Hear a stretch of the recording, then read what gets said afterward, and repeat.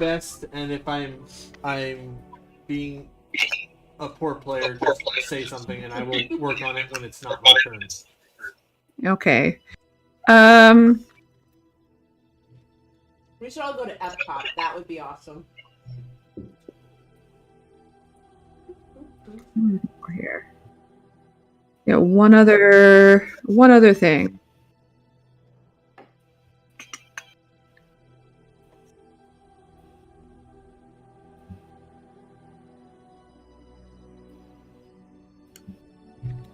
Okay, so we said we were going to start with Locke and Lyric. You guys are traveling to... Hang on.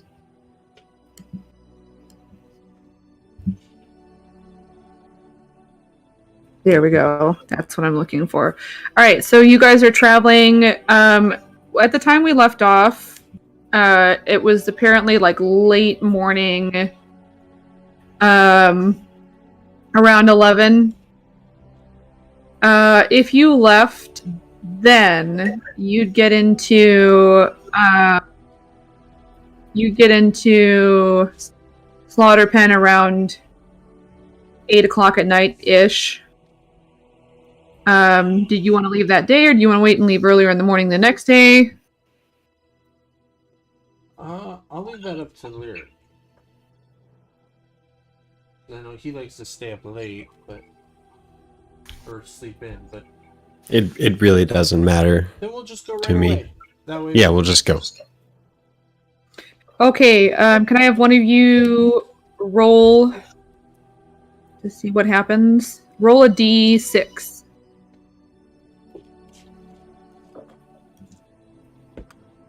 One. Okay. And that's for the first part of the trip. Hang on. Uh-oh. Okay. DM senses another DM. Something's gonna happen. Give me 1 second.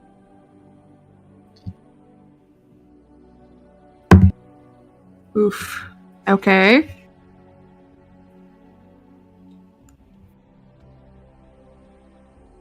All right, so you guys have traveled. It's been about 4 hours. 11, 12, 1, 2, 3. It's about 3 in the afternoon. No, it's not. No, yes it is.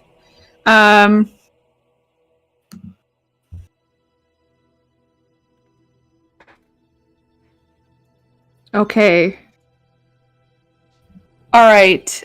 When you hear... now, are you on the road, or are you traveling in the forest like you guys were on the way here? Just so I know.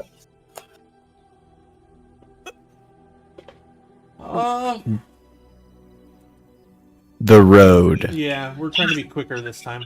Trying to get stuff done. Okay. Well, so you're traveling, and all of the sudden... I gotta find it. Dun dun dun dun. Yeah. Well... Not these. That's awful. Quickly look at all of my AoE spells. I have to You quickly... find a blink dog and you take it home. Have we gotten a rest? Not since you did all that stuff at the library, no. What did I do at the library? You cast invisibility on yourself. Ah, yes, that's what I did. Okay. 1 second here. Okay. All right. So it's like, so you're flying along, or you're not flying along, you're walking along, and then all of a sudden, like, out of the forest, flies an owl. That's why I said flying along. It is a snowy owl. And at first you guys are kind of like, oh, cool, it's an owl. Ildor has an owl. His kind of looks white because it's made out of magic. And then as it gets closer, you realize that it is a very large owl. And it's going to swoop down, and it's going to I'm gonna say I'll roll. Odds it'll attack Locke, evens it'll attack Lyric. Uh-oh. Alright. It's going to swoop at Locke. Of course it is. Sometimes it gets like targeted. It's so funny. It's the dice. The dice didn't like you today. Alright, I'm just gonna roll on roll 20, which I haven't been. Sorry, I've been rolling on the table, but now that we're actually like Something's so nice about dice in your hand. I know, and I got these new ones from Skull Splitter Dice. I did a Kickstarter for them. And they're real pretty. I can't use them because it's online, so I just roll for the ones that don't matter. Alright, so it's gonna roll to attack. And it's 2 attacks. 16, what's your armor class? 13. Okay, so the first one hits. The second one misses. So it kind of like it's weird because it doesn't make a sound, like it's just silent. But it's also like weirdly large. I don't know that you would have heard of there being it's a dire owl. I guess you would know dire animals. And you haven't really heard about there being that kind of thing around here, so it's a little bit unusual. And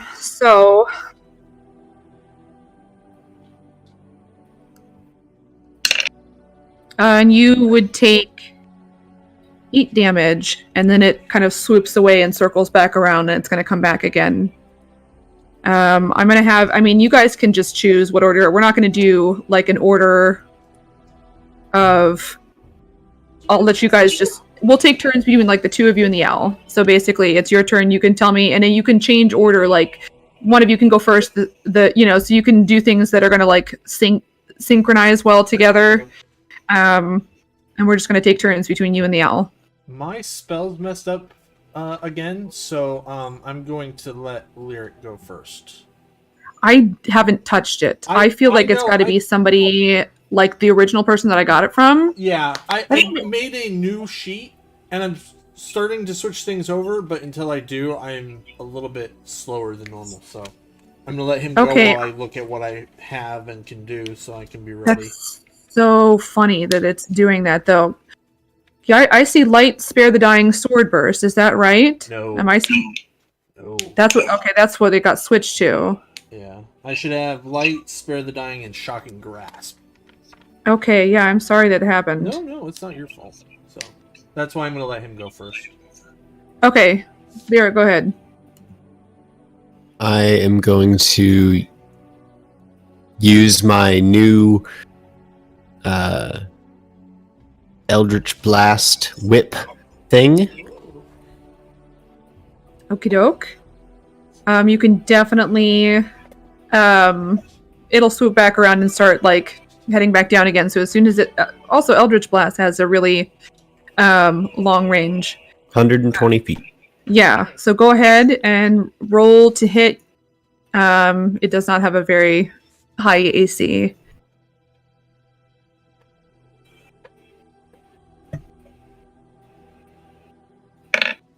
Ah, 9. Oh no. Okay. All right. So Locke, last time you saw this, it was coming straight at your face, but this time you see this like translucent red kind of ribbon-looking thing kind of whip out, but the owl kind of tilts, like it sees it coming and just kind of veers out of the way. And it's going to come back down again. Can I have both of you guys roll like? I'll have you roll a nature check. I just want to see. And also, I know that a lot of you have like fancy dice that you like. I trust you guys. If you want to roll your fancy dice in person, please feel free to. Is it nature? Yes. 24. All right. It is unusual for owls to be this aggressive. This seems like a weird thing. Oh. I mean, it's one thing if you're like up in its face, and you're. Right, but for it to just attack us. It's just like you're on the road, you're near the forest, like it's a distance away, but it's not completely out of its territory. The fact that it's picking a fight in the middle of like farming country, unprovoked, is weird. Anybody got anything like speak with animal or something? Portland does, but she's not there. I know. Hmm. Alright, so is it my turn? Yeah. Sorry, I'll re-roll that later. Okay. Or no, I won't. I think it's gonna miss you on the next one. Alright. That should be fair. All right, but go ahead and you go. Locke is casting Silinox Snowball Swarm on it. Ooh. Sure. Okay. Is that a save, right? That's what I'm double checking. Yeah, dexterity saving throw. Okay. And he pulls out this white little chip of rock. Mutters a few things. Touches it to the ground, and then maybe something happens. Maybe something happens. All right. No, it's supposed to create difficult terrain? Does it do damage? Does it do anything other? It does damage whether it hits or not. Okay. But I mean, whether all right, that's fine. They save or not. Sure. So it dodges. I believe it rolled a Dex save. 17. Yeah, it's probably Yeah. a save.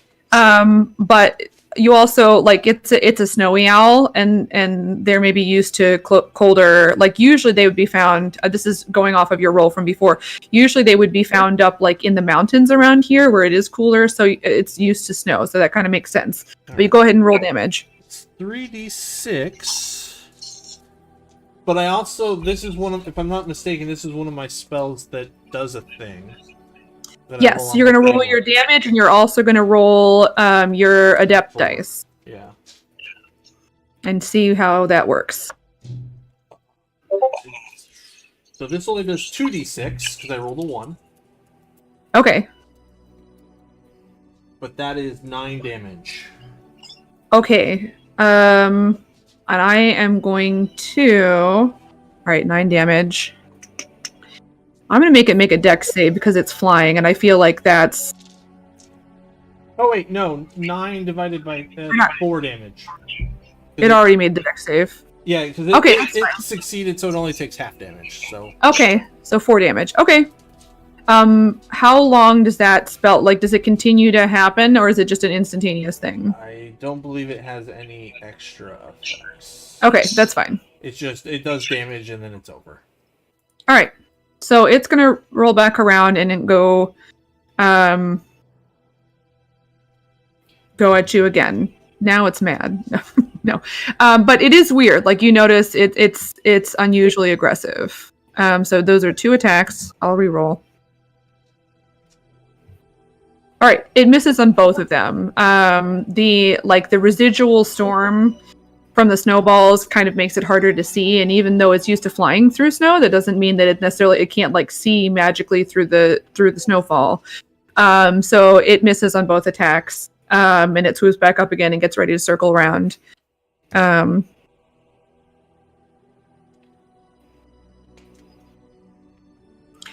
gonna have you guys both roll perception though.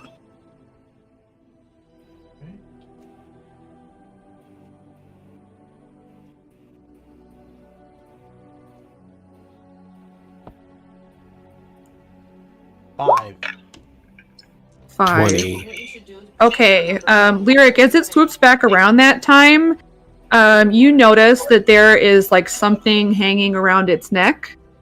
Like a little sort of medallion thing. It's sort of like it's more like a dog collar kind of a deal with like a little thing dangling from it. Okay. Sorry, it's someone's pet. Or something. All right. So now both of you can decide what you would like to do this next go round. Hex. Hex. All right. Is that a saving throw, correct?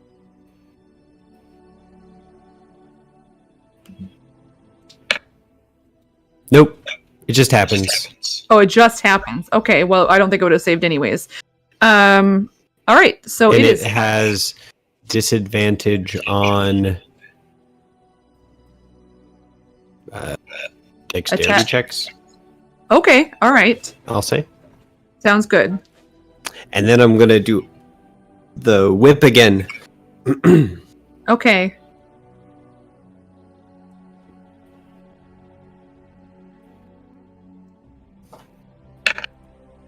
$15. Hits. Nice. The big owl.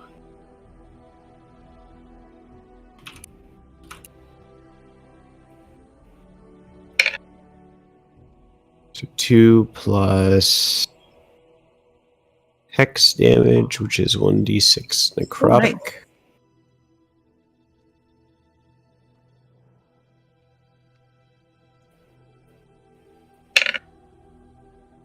4. Awesome. Okay. All right. Locke, you're up. Alright, I am going to use Ice Knife on it. Hopefully... Wait, is it within 5 feet of someone else at the moment? Or is it one of those things where it's diving in and out of us? It's diving in and out. Yeah, this Okay, is a gigantic owl. So I can do it without worrying about hitting us. Yes, correct. Then I will take like a drop of like sweat so that there's water on his hand. He mutters a couple things and very weirdly says firebolt. But when he throws his hand, there's like a dagger starts forming, almost like a Loki dagger, and throws it. Let's see what. All right, and you get your dice on this for the not for the initial attack, but for the second second part of the damage. Second. Make a ranged spell attack, which I believe is modifier plus my intelligence, so 6 is added to this.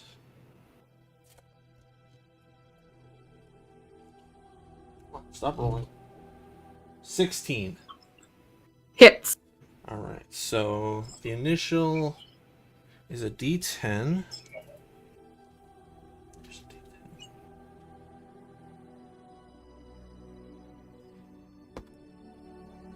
The initial is 2 damage. Okay, and then Dex save, correct, for the second part of this?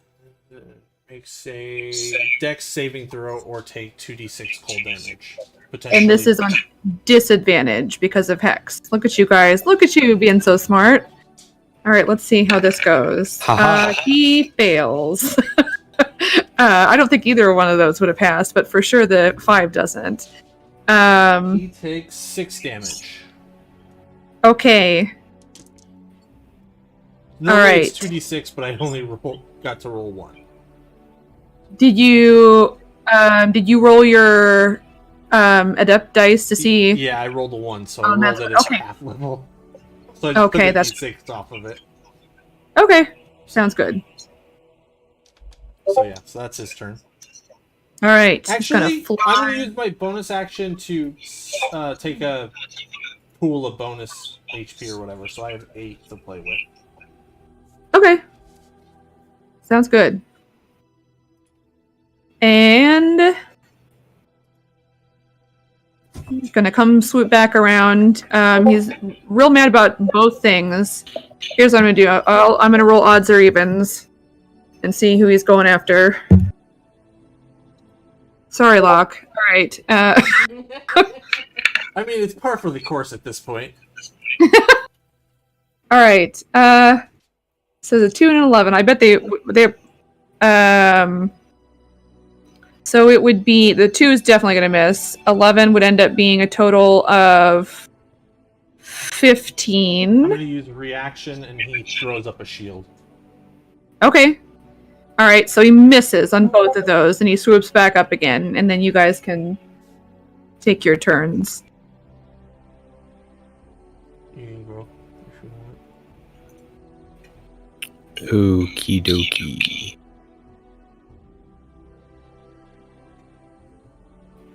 Um.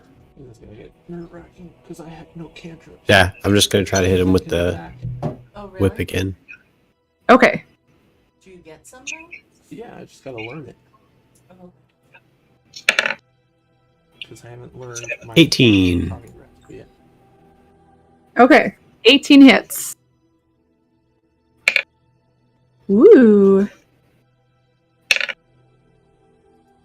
Woo. So 14 points of damage. Okay, he's looking not great. You know, it's this pretty, I mean, gigantic, but beautiful owl with his beautiful white feathers. And it is just like, it's wet from the snowballs. It's like starting, like there's just like, you can see spots of blood all over the place. And it's looking rough. All right. Go ahead, Locke. Your turn. I'm gonna do another snowball attack. So that's Okay. another dex save. With disadvantage. Okay, yeah. Oh, that doesn't look like that's what that is. It's saves though. I'm assuming 17. Yeah, that saves. But it still takes half of 3d6. Good, and you get to do your adept dice as well to see if this. I rolled a 2. Okay, so just is at level. Yeah. So 4 damage. Okay, it's looking real bad. I'm gonna make it roll a save to see if it'll keep flying. Okay, I mean, it's not dead, but it kind of like loses altitude and it kind of like you see it sort of, it's flapping, but really erratically. And I'm going to say that it kind of nosedives. We'll see if that's enough too. It's not super high up. Let's see if it survives the fall, but it's going to,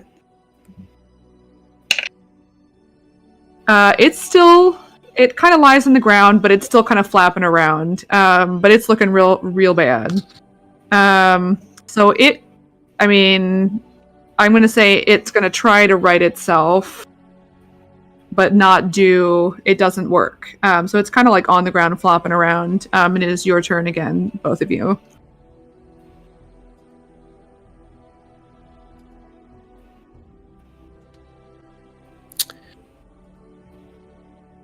I'm going to prepare to kill this thing unless Locke stops me. Does Black stop?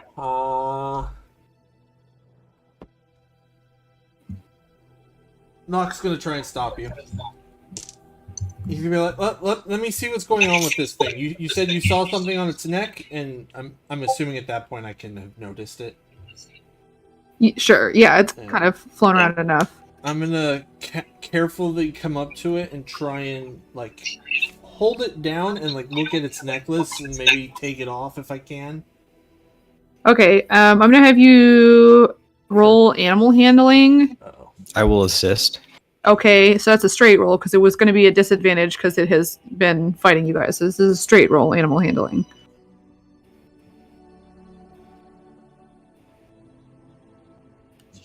Straight roll. 12.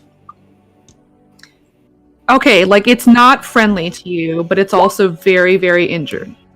Right. So it's not happy. I would say maybe like be careful around the beak, but it's not attacking you right now. Right. Um, And I'm checking out that necklace that we saw, trying to see what it is. If it's Okay. magic, what's its deal, if it's doing anything, or if it's just a signifier of ownership. go ahead and roll. I'm gonna have you roll Arcana.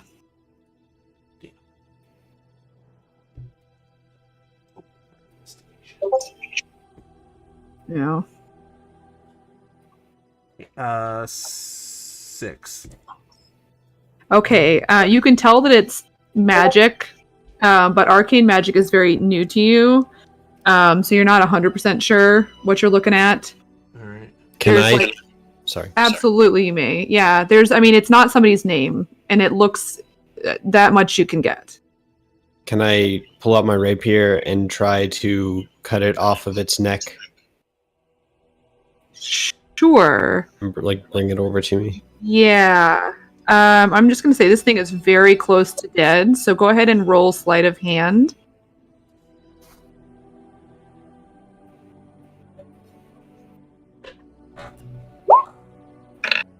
$12. That's enough. It's not moving around too much. As soon as it comes off, the owl kind of like freezes.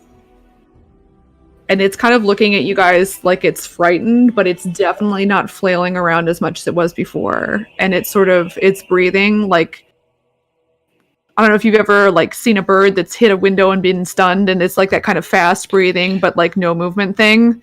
That's kind of what it's doing. I'll take a knee I was and gonna put say, my hands on it and do healing hands and give it 4 hit points back. I'm gonna cast Cure Wounds on it and be like, it's okay, it's okay.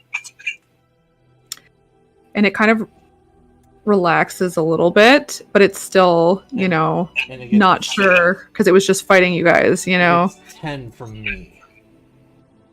Okay. And how much for healing hands? Sorry. 4. Okay. All right. It's looking much better. And it's kind of like starting to calm down, but it's still, you know, not sure exactly what's going on. Can I take a closer look at the necklace thing now, or the collar? Sure. Yeah. Yeah, I'm just gonna be spending time trying to calm it now that it's not wearing the necklace. Sure. You can roll animal handling, and there can roll Arcana. 3. Damn, 7. Okay. I'll say you are experienced enough in arcane magic. Like, you're not book learned, which is probably where like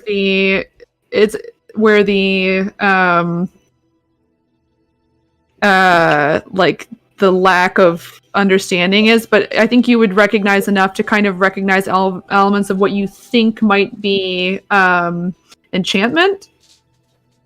Mm-hmm. You don't know specifically what exactly is going on there. I'm going to have you also roll an investigation now that you're looking more closely at it.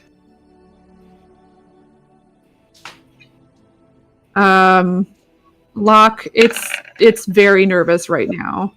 Yeah.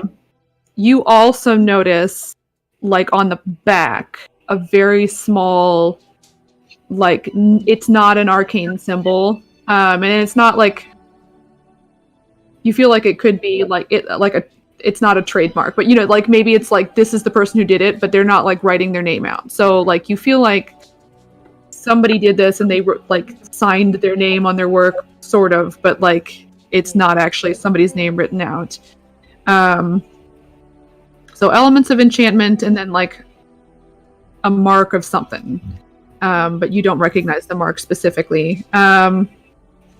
Yeah, it's nervous, Locke. It's been through a lot, and not necessarily like it's not your fault. Oh yeah. Yeah, It's been through a lot. but yeah. Yeah. I mean, he's gonna keep trying while Lyric is doing his thing. If he's got anything that seems like that it would be interested in, he's gonna try and give it that. Like This is a big owl. Yeah. This is a large creature. It is I think 10 feet. I would start with like one of the legs of Dog Spider. See if it wanted Okay. that. Okay. Because it's Go ahead. I figure I'll let you. owls like rats and stuff like that, so maybe it'll like this. Okay, I'll let you roll one more time. Then we're gonna say that that's kind of Yeah. that's how it's gonna iron out for now. Yeah. Come on, dice. Be nice to me. No, 7. Okay. But that doesn't mean that you couldn't figure out a way to take care of it. Right. But it's not. But it's definitely not, you know, it's not attacking now. Right now it's sort of in the like, if I hold still, no one will hurt me right. stage of thing. I'm just gonna take some rope and like fashion a harness, basically, just so that it doesn't fly away and get itself hurt. I'm gonna keep it with me for now. Oh, like carry it on like a baby Bjorn? That, or you know how with Zov, we originally I basically just had like a rope tied around it so that it couldn't run away. I'm doing something, trying to do something similar. Where I'm Okay, it's not. This is not nearly as good at walking as Zob. I think you would be able to tell that. Oh, okay. Is it small enough where I could carry it? Like, You could maybe do some sort of between the two of you. You could make like a little carrying apparatus. It's 10 foot. It's a big baby. About 10 foot. Yeah. Yeah, it's a large creature. Well, why don't you? Never mind. Do we just let it go? Because what if it just gets caught again and sent back after us? I am not prepared to do that again. I mean, But carrying this thing is going to be a pain in the ass. Actually, I think I've got our those beads. choices. I've got those beads. Could I temporarily... Do I know how they work well enough where I might be able to put it in that? In one of those beads while I don't have the other animals? Yes. Yeah. Then You could try. I'm gonna give it disadvantage, but I'm gonna let it. Let's see what kind of save. I'm gonna make that be. What would that be? I'm gonna say charisma. I don't know why. There's not enough charisma saves in this world. Alright. Make a Pokeball check. Yeah. I'm making it make a save, but I'm gonna give it disadvantage. Oh yeah. So that's an 8. Yeah, 100%. Like, it's gonna come out maybe a little bit more panicked, but it's in a Pokeball right now. Right. So, and you won't have to do that with any of your animals, but just because, like, it would have been like, wait, what the heck's happening? You know, like your Right. animals trust you enough. It's Right. fine. But yeah, so it's in there. Well, at least we don't have to... We can wait until we're in a more stable environment and get it looked after. So, at least there's that. I suppose. I mean, if we can get it trained, this is big enough to theoretically maybe carry one of us. You have fun with that, my friend. I will. Just remember, in the Pokemon. Oh, I kind of want it to be Ildor because I just want him raining fire down from the sky. That sounds like fun to me. Yeah. But all right. So that's good. Your guys are about halfway there. Let's have somebody roll another d6. I rolled last I'll do time. it this time.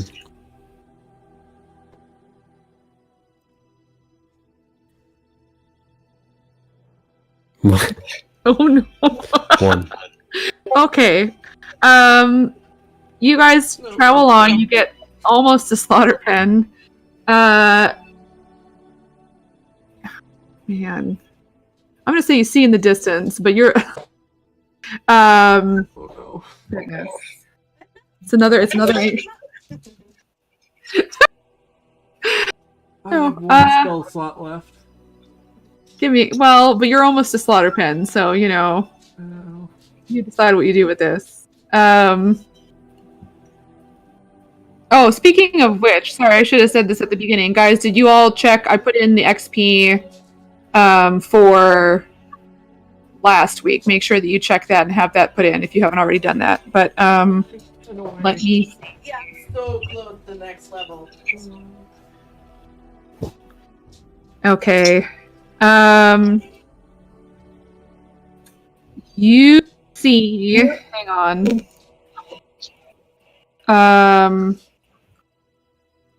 A pack of wolves in the distance, and they're kind of. I'm gonna say they're a little bit timid, so like that'd be pretty obvious. Like, but they again. Well, go ahead and roll. Roll insight, I guess. No, nature. Nature? Yeah.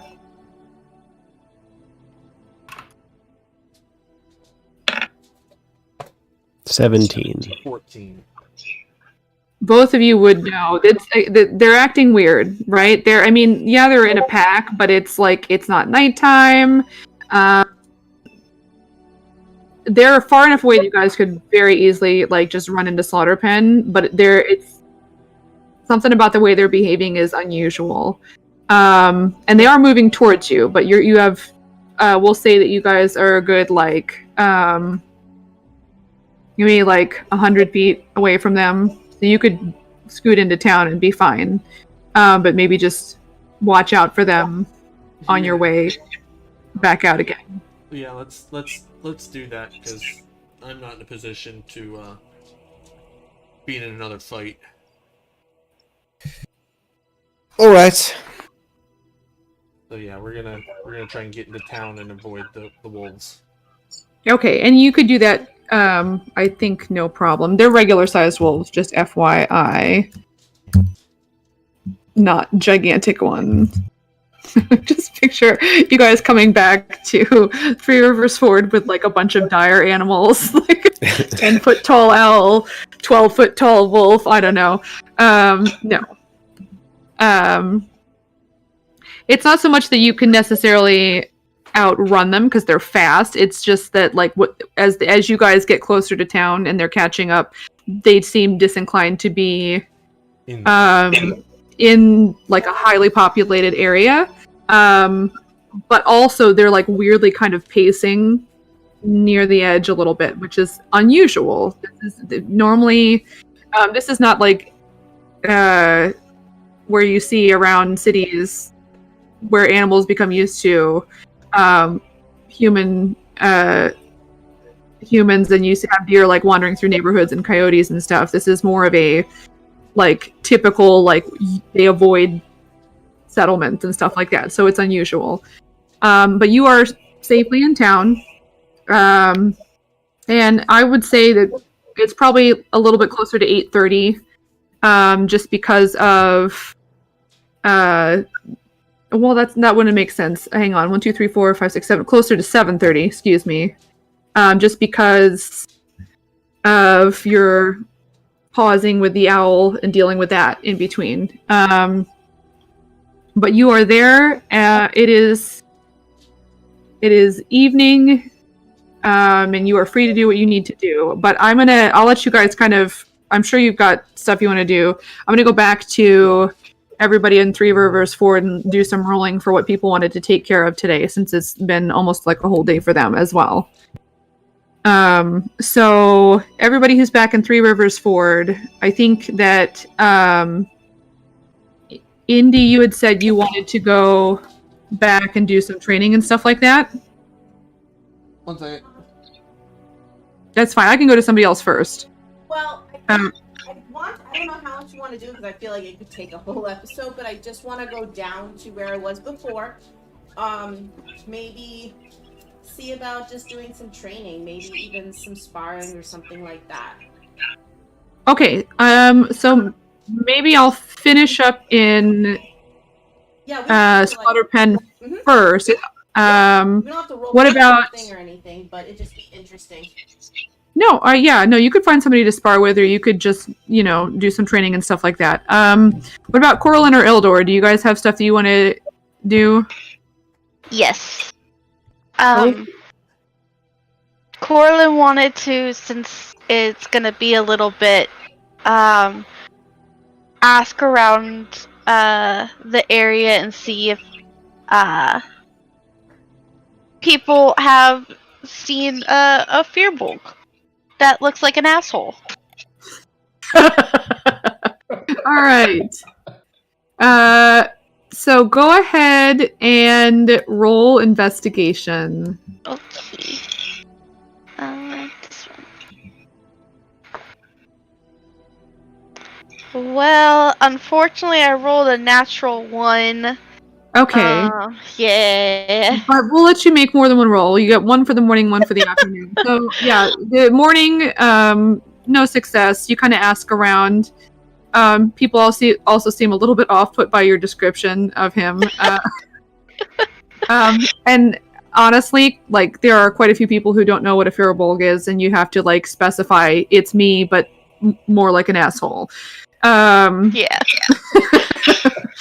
So, go ahead and roll for the afternoon and see how that goes. Okay. Better. That's a 14. Okay. You end up in like the same district that you got the tattoo. And it's maybe just a little bit more of a colorful area, as it were. They do know what furbolgs are. Maybe not all of them, but at least, some of them do. And you don't find anyone there who has seen the person that you described. So you feel like you feel a little bit more confident asking those people in the afternoon. They seem a little bit less clueless, and they seem pretty sure that they haven't seen anybody. But then again, I guess, it would make sense. Not that you can't go into town, but like you're very much like if you weren't staying with these guys, you could potentially be like, not in a hotel or anything, in an inn, and you'd be like out, kind of camping in the woods, and it wouldn't shock you if he had like skirted around or something if he had come this way.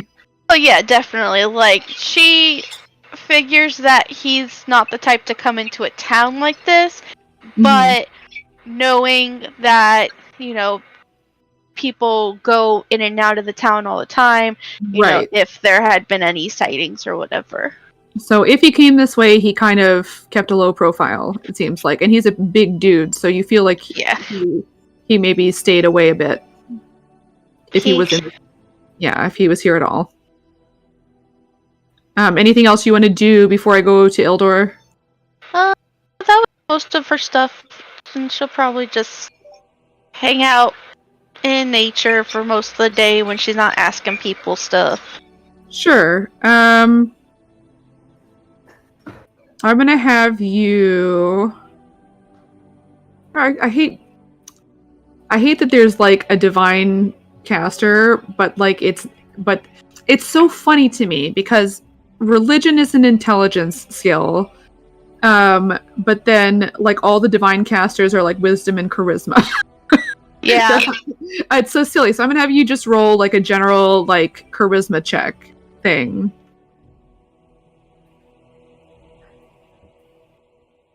Um, 16? Okay. This wasn't anything like huge. Basically, you're out in nature, and you just feel like very at peace. Like you feel very connected to the Wild Mother. So, like, I mean, it's a nice day. It's actually like quite a warm fall day for this late in the season. And not that you need a nice warm day to feel connected to her, but there's something about like where you are and the mood of your surroundings that just makes you feel like this is, you seem to be like on the right track for what you're doing. I mean, or at least you're not doing something horrifically wrong. So, all right. Ildor, what would you like to do? So, refresh my memory. Did I get a chance to copy down my second spellbook? Like, so do I have a complete copy of that by now? I think I should. You should. Yeah, the only ones you haven't copied down yet would be the ones that are too high of a level for you to copy down. Did you ever? I don't think you ever bought the material for those, though. Did you? Or did you? I did. So I have everything I need to copy all the spells I know into a second book, and I've done that. But I haven't done the things I need for. I bought one set of materials for the spells I can't learn yet, but I haven't done that because I can't learn them.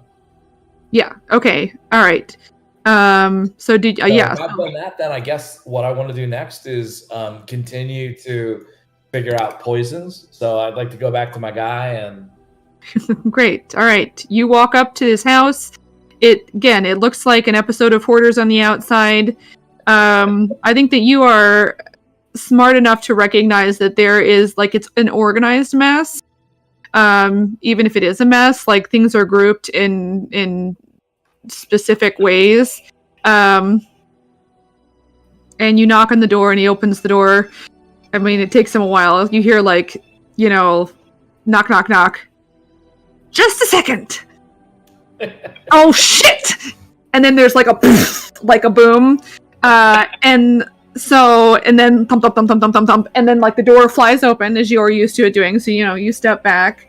And his face is just covered in soot. And there's, like, the tip of some of his hair is, like, not on fire per se, but there's, like, you know, A little bit singed. yeah, a little singed and, like, a little spark of something that's slowly, like, going away. He goes, yes, how can I help you? I'm here to learn more about poisons. Great. Have we met? Yes, this is like the third or fourth time we've met. Awesome. Come on in. I have a spare kit around here somewhere. And he goes looking for the kit that he gave you previously in the exact same place that he found it the last time. And you guys get that all sorted out. And he's very happy to help you with poisons and very, very unassuming. Like, this guy, it's a wonder that he is not, like, homeless or, like, made it to adulthood. But then, I don't know, he may not have always been like that. Go ahead and roll. I'm going to have you roll. I'm going to have you roll We did Arcana intelligence. last time, right? Okay, that's what I was debating, Arcana or Intelligence. Yeah, go ahead and roll Arcana, but roll with advantage because you got somebody helping you who knows this stuff very well. All right, so best roll is 18. Great. All right, so you're starting to get it. Basically, you go over you were kind of wondering how to apply poisons to weapons and stuff like that. Yes. That was kind of where you were going with that. Yeah. So there are, like, several different ways that you can formulate a poison. It would be you can have just, like, the liquid form, and it doesn't have to be a liquid, but you can have one that you would ingest. Sorry, I had, like, a hiccup. So you can have, like, something that you would ingest, which could be, like, a liquid form, it could be a powder form. And that's the sort of thing that could be applied to, like, if you wanted to put that on, like, a piece of fabric, if you made it correctly, it'd have to be, like, if you were just eating it, if you were just, like, putting it in food, it could be, like, a more diluted form. But if you wanted to, like, you could do something where it was, like, somehow, like, on an article of clothing and the person put it on. And with just a little bit of, like, magic zhuzhing and a slightly more concentrated poison, you could have it where somebody, like, puts on a pair of gloves and then all of a sudden they're taking poison damage. And then there is there's more of a almost like, I want to say an oil, but that's not even thicker than that, where you could, like, actually put that onto, like, a crossbow bolt or an arrow. Like, basically it'd be like the consistency of Vaseline, and that would work, and that would dry. Like, it doesn't have to dry, but, like, if it dried, you know, it would stay better, that kind of thing. But, like, those would be good for, like, that would be the consistency that you would want, and you understand the kind of consistency that you would need for that as well. I think that the first one would be maybe a little bit more challenging, like the putting on an article of clothing. That's going to maybe, like, you understand how it works, but, like, getting the exact right consistency while not handing somebody a smoking pair of poison gloves would be a little bit more confusing to you. And then just, like, basic poison, Although which I kind of like the image of a smoking pair of gloves. well, but I wouldn't put them on personally. I mean, you know, you could always find an idiot. No, I'm most interested in making, like, a poison that I can share with the group, and anybody could use as a contact poison on a weapon.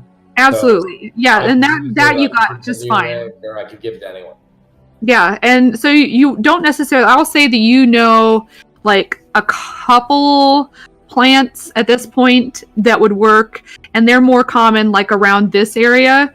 So that would work around, like, you know, sort of the middle part of the. If you're looking at the map at all on Roll20, it'd work from, like, basically, like, Luz right across from Calic Dimmet there, like south until you hit like Beckton maybe, and then like Wynwood is a little bit too coastal.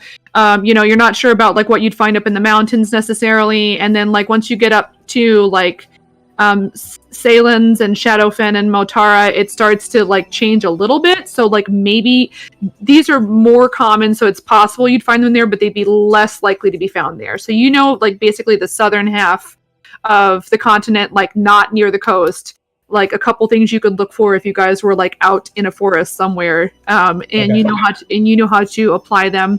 The best thing to do would be then to, I don't know if you have like how much money you have left, but if you wanted to go to probably one of two places, you could honestly, like the best place to go would maybe be to go to like a candle shop, because like the candles would be made out of not all candles, but a lot of places would make candles out of sort of like I don't think it's animal fat, but it's like something like that.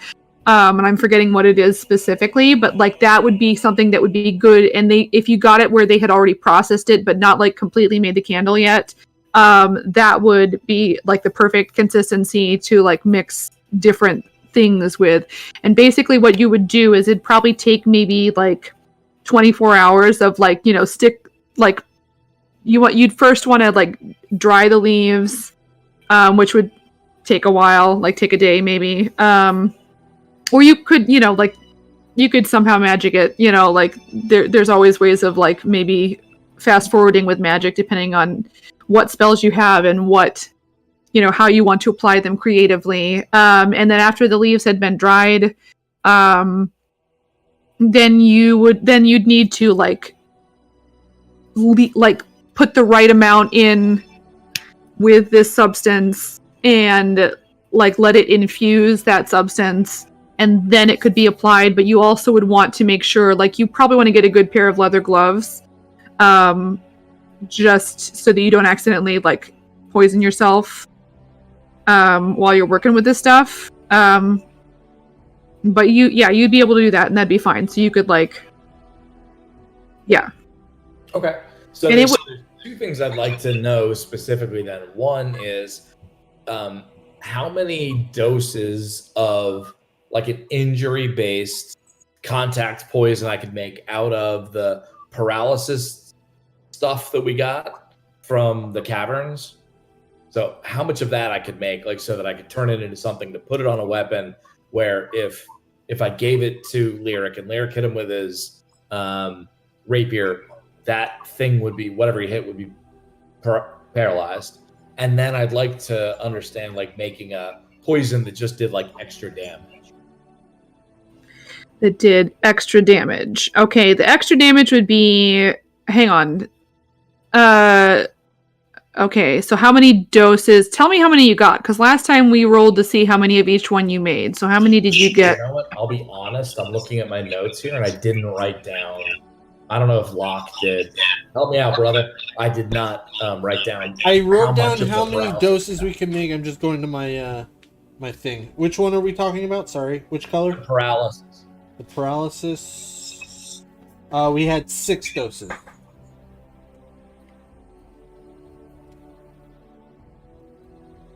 So does that mean that we have 6 like contact doses, or can we make more or less than that?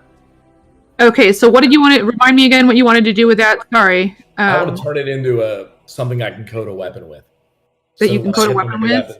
Paralyzed. It would depend on the size of the weapon. I would say if you were doing like crossbow bolts or arrows, it's such a small thing.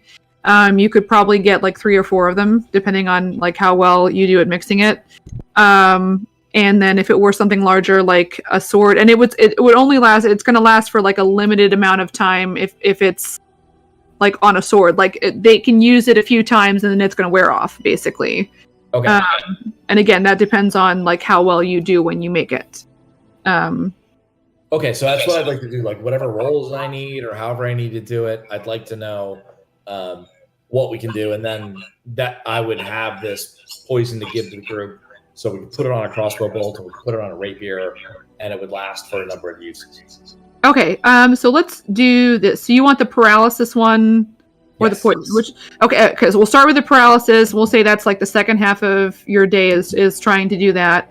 I'm gonna let you roll with advantage, but this time I'm no proficiency bonus. Just because this is something that's new to you. Okay. Eventually you can get there. Like you'll get to the point where you're doing pretty well So with just intelligence then? Yeah, roll intelligence, and you can roll with advantage, but don't add proficiency.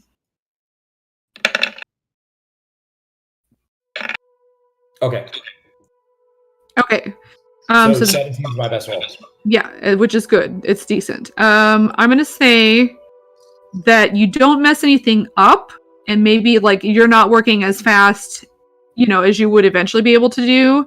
But like 17 is good enough that like you don't do anything wrong necessarily. And so we'll say that you're going to use up one of the little vials, and that you have enough for we'll say either like 12 arrows or crossbow bolts, or 3 applications onto like a longer bladed weapon, like a rapier or something like that. And if somebody is using a dagger, I'll have to think daggers are smaller, so like six daggers. So, and you can split them up, like they don't have to be all the same thing. So you can do like a few.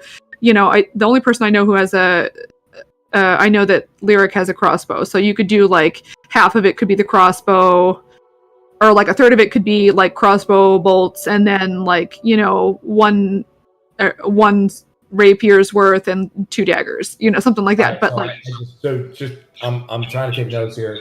There's a lot. So yeah, so 12 this is one vial. We had 6 vials. That one vial turns into 12 bolts, 12 crossbow bolts, 3 rapiers, or maybe I'm going to make a number up and you tell me if it sounds good. 6 daggers? 6 daggers, yeah. Okay.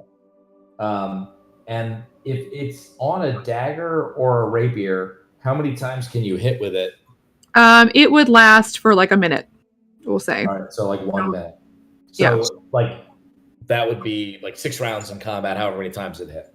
Yeah, so it could, it's probably going to last for like the whole combat as long as you, but it will last for like, a minute once you apply it, kind of a thing. Cool. All right. Thank you. I'll try to. I'm taking some notes here. I'm writing it down. I'll put them in D&D Beyond to make sure I got it written down. All right. So that's what I wanted to do today. So if I can roll again to make more, I will. And if that takes my day, that's cool too. That I think the morning was kind of figuring it out, and the afternoon was like doing this. So that's good for today. But you could they're going to be 2 days, so we can roll again for the next day later. Like they're going to be a day coming back. Cool. That's what I wanted to get done. Thank you. Yeah, sure. Indy, you're going to go over to the library. Yes. Sorry, we were muted. Yes, correct. Okay. So you go on in. And you enter and you see, like you go in and it's the same old man back at that desk, and you're kind of the only one in that part of the library, so you feel like, they stuck him in an uninteresting part of the library. He recognizes you. And so you head on downstairs. He will help you if you forget where the door is, but if you don't, he'll just send you down on your own. And you enter in, and you see the same young half-elf man with the half-moon spectacles. And he goes, "Oh, hi, Indy, how are you doing?" One second, sorry. That's okay.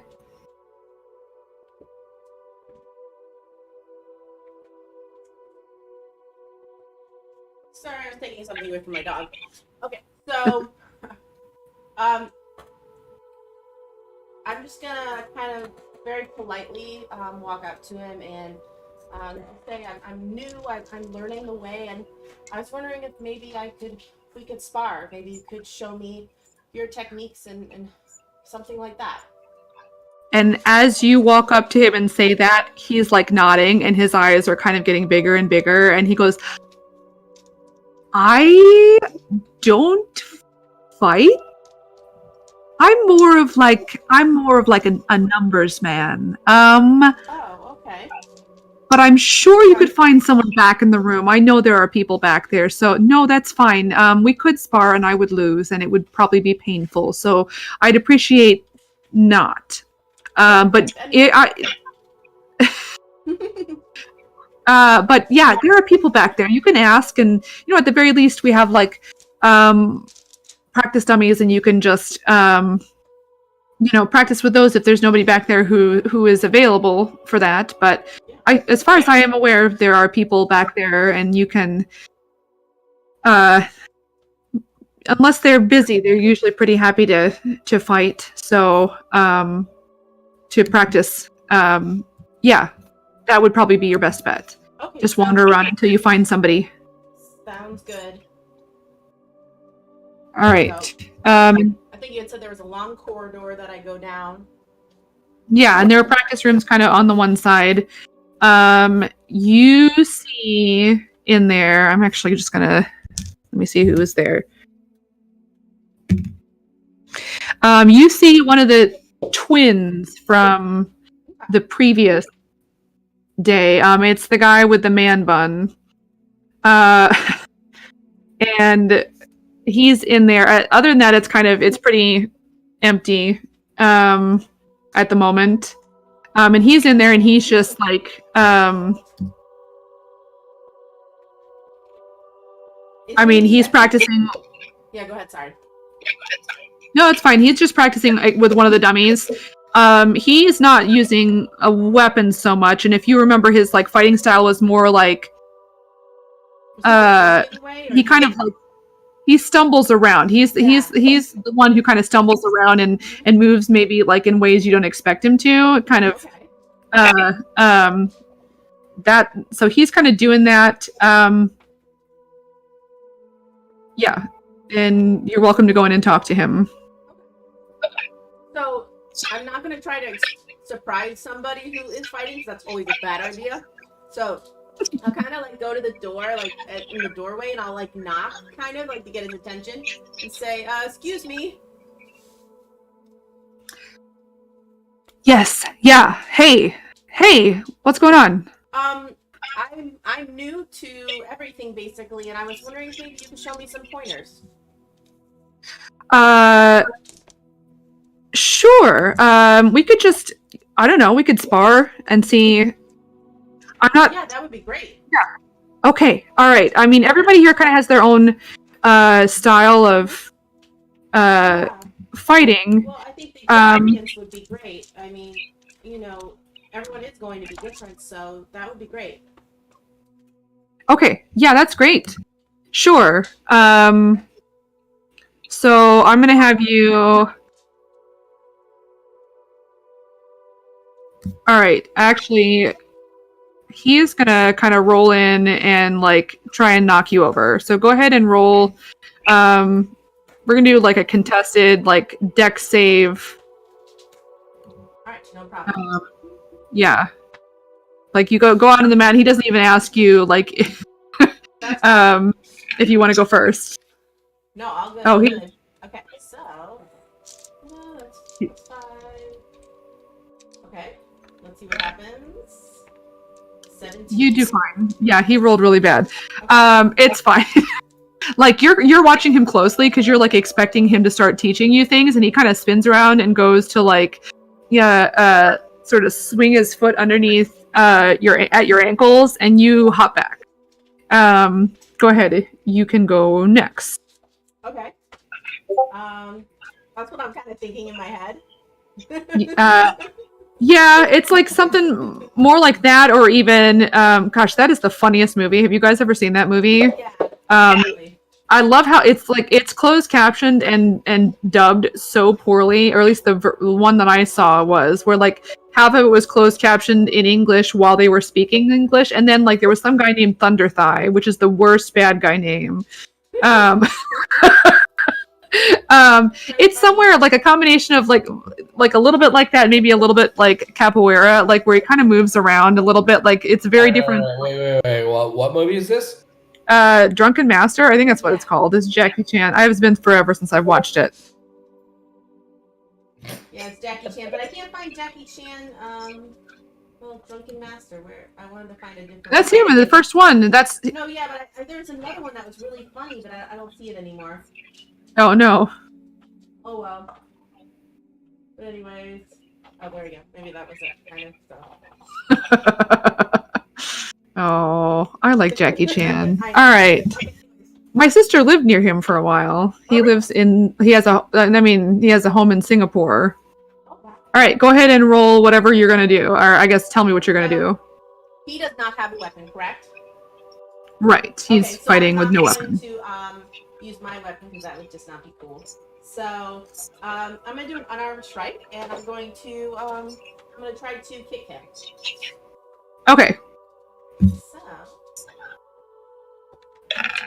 ooh, 9.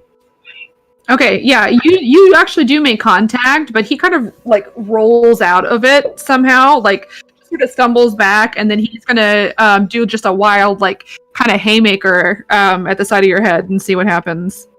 Damn. 14 hit?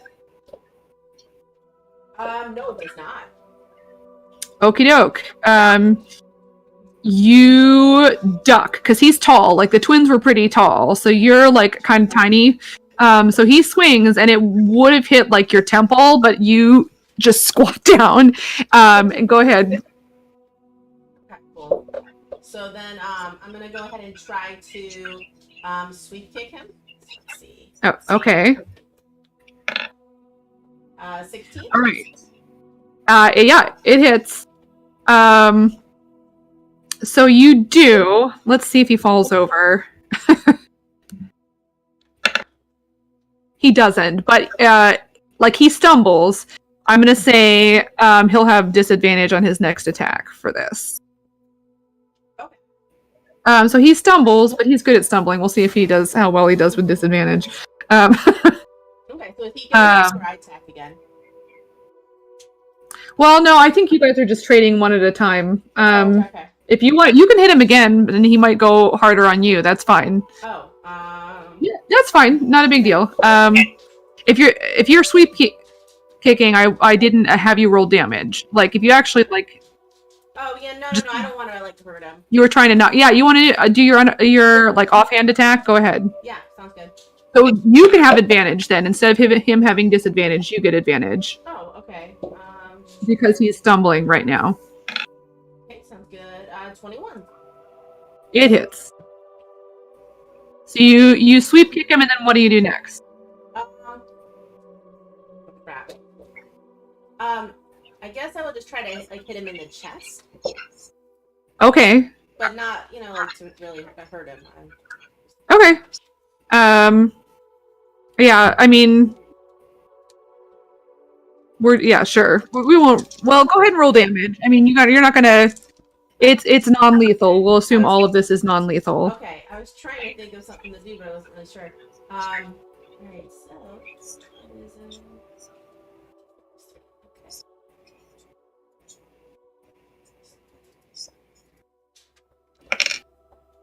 okay, 6. Sure. So you sweep kick him, and then you like kind of like spin kick around, and then like kick him in the chest. He falls prone, but he'll stand right back up again.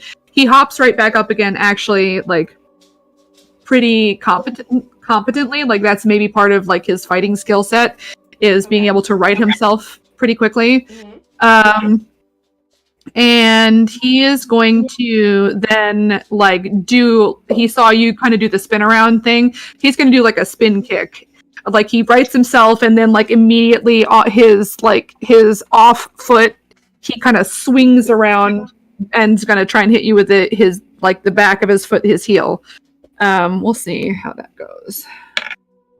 Maybe he's having a bad day. He's having a bad day. Aw. That's fine. So he misses. Okay.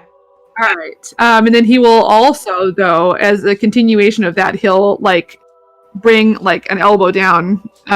See if he can hit you the second time. All right. That would be a 16. Does that hit?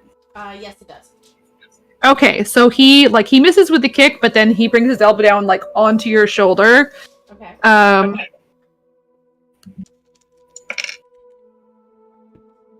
And that would be 5. I mean, let me know if you get close to 0, but this is all going to be non-lethal, Yeah. No, so it's all in good fun. All right, it is your turn. Okay. What should I do? I'm gonna try to maybe knock out the back of his knees, like go move around him and like just hit the back of his knees. Sure. Okay. So.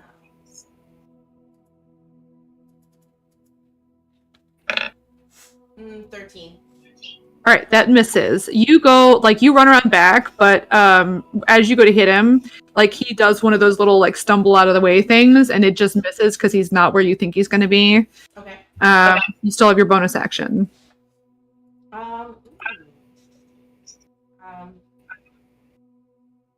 I'll try to do the same thing he did to me with the elbow on the shoulder. Okay, Ooh. you do. Okay, excellent. Go ahead and roll. That would be not plus anything, but it would just be the D4, I believe. Yes. Oh, sorry. I put the +3 by accident, but it's so That's fine. 3. It's just 3. Yeah. Yeah, that's okay. All right, so you hit him, and it does make contact, but again, he's good at like rolling out of things. Like it doesn't knock him over or anything like the last time, just because he was already kind of on sure footing. All right, so you are behind him. He is going to you knock his shoulder with your elbow, and he's tall, so like you're jumping up to do that. Oh, gotcha. And then as you land, and your knees bend, he spins around. He's going to try and grapple you. Get you in a bear hug. We'll see if that works. Okay, so that would be a contested strength roll. I should have made you told you to roll already. So he rolled a 16. So go ahead and see. Okay, do I just roll a straight D20? It's going to be plus your strength modifier, whatever that is. Strength. Okay. You got to beat a 16. Okay. Nope. Okay, he gets you in a you are now grappled. So you should be able to mark that on your character sheet to see kind of what all that does to you. Okay. Up, down, Oh, condition. okay. Grapple. Okay. Alright, so grapple. Yeah. They give disadvantage. Okay, gotcha. Yeah. Okay. Yeah, so you Yeah. I think you have disadvantage on attacks while you're grappled. And you have to use, if you want to escape the grapple, you can take the disadvantage, but if you want to escape the grapple, that's your action. All right, and then he's got you grappled, and he's gonna try and knock you prone. So he's gonna, and I think he would have advantage, but he doesn't get his modifier for this. So he's got you grappled. He's gonna try and knock your feet out from underneath you, and then just lower you to the floor. Okay. So this would be, Yeah. he's got advantage, but no modifier, so it's just a straight roll. I almost said 14. 12 doesn't hit, does it? No. Mm-mm. Yeah, it's the size difference. Basically, like he's a pretty tall dude. Like he's kind of close to your brother's height. So he's like crouching down, but you're real small. So he does it, but it's just ineffective, just because he didn't quite gauge the angle right. All right, it is your turn. You are grappled. Okay. So it doesn't say that I have disadvantage at all. It just says. It just says I can't What does it do? move. It basically means you can't move from your spot unless you. Like. Okay. So, I misremembered. No. I believe you. I think I confused grappled with incapacitated, which is not what you are. You're fine. okay. Yeah. Okay. Or restrained. Yeah. That's what I was thinking of. Yeah. I always mix those two up. Thank you. Okay. So I can still attack, Yes. right? Okay. Yep, you can. So- Yeah. Okay. So I'm gonna try to get out. And let's If you do that, I'll just tell you. If you get out, that's your action, which it's fine. Like you still have a bonus action. Yeah. But okay. Yeah, that sounds good. So do I just to get out? Do I just roll a d20, or do I do my like an attack to get out? To escape a grapple, you have to. It's another contested strength check, basically. Oh no. Oh no! Hang on. Let me see. I mean, just on the off chance that he also. Okay, so he doesn't do well, but I'm going to say because of your nat 1, you slip and you fall prone. So you end up prone because again, it's like a weird angle because he's tall and you're kind of like petite. And it's just a weird, yeah. And then we just knocked each other out. So now you are grappled, but he's like kneeling over you and he's, like you're on the floor and he's like kneeling next to you. Gotcha. So you still have your bonus action. If you want to attack, it will be at disadvantage because you're prone. I think what I'll do instead is kind of like stop and say, that was really good. That was really good. Thank you. And He's like, and he goes, oh yeah, no, thanks. It's way more fun. My fighting style doesn't work as well with, I mean, it's nice that they have these practice dummies, but it doesn't work as well. Hey, come on over here. I want to show you something. okay. And yeah, and he'll like wander over like to the like a little further down the hall on the opposite side of the hall, and there's a room that's got some other like equipment and stuff like that, not like sparring stuff. And there is, amongst other things, there is a rock climbing wall. Ooh, okay. And he would practice the slow fall thing with you. Like if you basically, I'll have you roll twice since the fight didn't take super duper long. Like if you want to stay there the whole day, you can roll once for the morning and once for, and this won't necessarily give it to you until you level up. But it'll get you some XP for doing that. Okay, and so you said, what do I roll again? You're gonna roll. I'm gonna have you roll. Your choice: athletics or acrobatics. Probably, I'm assuming acrobatics, just because That's what typically I'd be that's higher in. better. Yeah. Okay.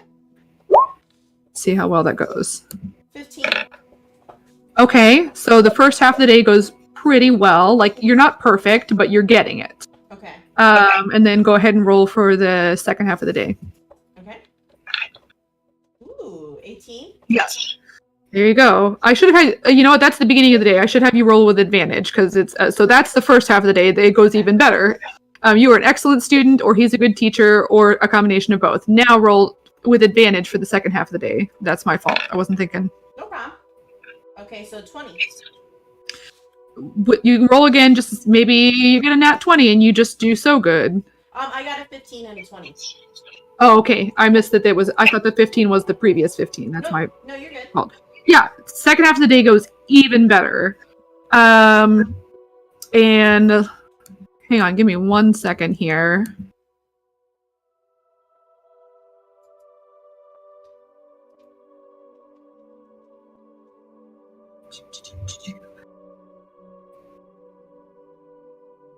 Okay, I don't think it's going to be like you're going to like 100% level up yet. I was going to say like if you were real close, that you'd level up. But like I'll give you XP later, but I'm not going to worry about it now because you're not quite.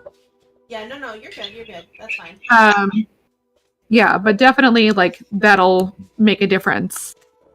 All right, so that is your day. We already got through Ildor and Corlin, and we're gonna go back to Slaughterpen. All right, who wants to go? Are you guys going around together? What are you doing? I think that's probably. I'm gonna go home, check on Jewel, see if she's there. I'm gonna go pick up animals, so I guess we are splitting up. Okay. All right. As you go back to the house, it is locked up. She is not there, but it is also nighttime, so it's quite possible she's out at the bar. Okay. The animals look fine. Like I feel like who was there? River was there. River was the only one that was there. You took Timothy with you, and you took. I think Snap was there. I think Jasper and River were at the house. Jasper was with Anastasia. Oh, never mind. I guess I think And then so you see. I mean, you peek in. You know, she's not in your room, but the bed is like neatly made. And you see like Snap is in his little like sort of bird cage. Excuse me. Like the animals look fine. They look well taken care of, but she's not currently there. But it's also evening, so. Like what time? You guys roll into town around 7:30, so it would not be. It would not be. It would make sense for her to be at work at this point. Okay. I'm just gonna. Yeah, I guess I'll have checked on the animals, and then I'll make food for myself and Locke whenever he gets back. Sure. Okay. Try to make food. Okay. Go ahead and roll survival. We'll see how well it goes.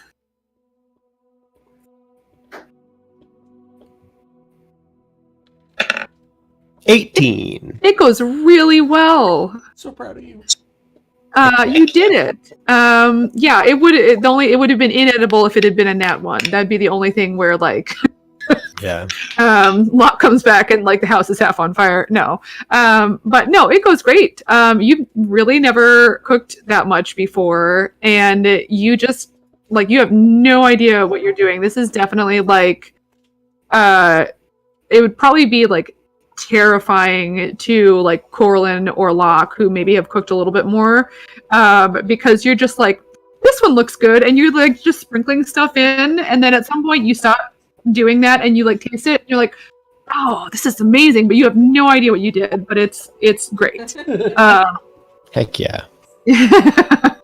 And so Locke, you head on over to I'll set some aside for Jewel. okay. You head on over to the underground market, and you walk in and you go over to Anastasia's tent. She is sitting out front, and she goes, "Hello, you've returned." Yes. I think- I came up with a means of not needing to leave any of my animal companions behind, and so I have returned to pick him up. Good. How is he doing? no returns on the money. No. I was told to make sure you knew that you didn't need to worry about it. Oh, I know. So we weren't even thinking of it. So she gives like a really piercing whistle. I can't whistle at all, but like with those two fingers, like, you know. Right. And then she shouts her son's name.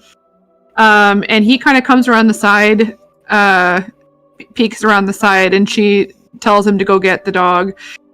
You notice as he walks out, there's like a huge like drool mark on. Like, he's one of those, you know who he is. This man doesn't know that I know that he exists, but there was a pet store near me when I grew up, and there was this big, gigantic, like, hairy mountain man looking guy that worked there. Every single animal loved him. He was the hairiest Disney princess I have ever seen in my life. Like, he walked through there, and they all came to the sides of their little respective, like, cages and terrariums, and, like they loved that man. That's what this guy is. He's like a big dude, but like the dog likes him. You can tell that there's been some cuddle time. Jasper looks like he looks happy to see you, but he looks like he's been well taken care of. Yay! Oh, you've been a good boy. And he wags his tail. Then he kind of jumps up and like sort of dog hugs you. He's a pretty big dog, even without the like bipedal thing. And you definitely get some like drool across your face. I try and carry him with my average human strength. Roll a strength check. My strength of 11. Yeah. 8. All right. He's hard to carry. He's real wiggly. Oh yeah. I'm sure at most I'm able to stand there and hold him for a few seconds. Yeah. You get him off the ground, but he's like his butt's moving real fast, and like he's kind of slips back out again. But he's like tall enough that he, you know, like he's still able. Like you get a lot of dog kisses. Right. And then I'm like, all right, we're gonna try something. Let me know how much you enjoy it or dislike it, so I know if I need to make improvements. And he's like, you're saying that, and he's trying so hard to understand. Oh, yeah. He's tilting his head back and forth. He has no idea. And I hold up his bead and I put him in. Okay.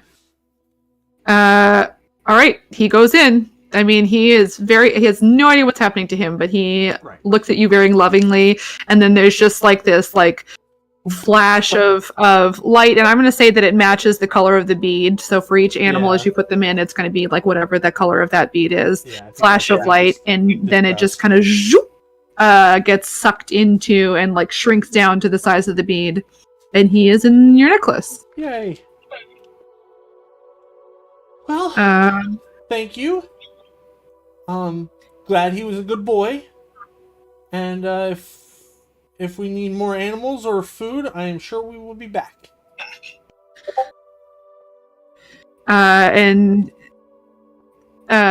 You know, the son kind of waves as he's walking back around the corner of the tent, and Anastasia goes, "You take good care of him. He is a good boy." Yes, he is. Absolutely. And then I start making my way back home to get my other 2 animals. Making my way. All right. No, the serpent has run away. He is no longer with you. You don't have to worry about him at all. One day, this snake is going to save your life.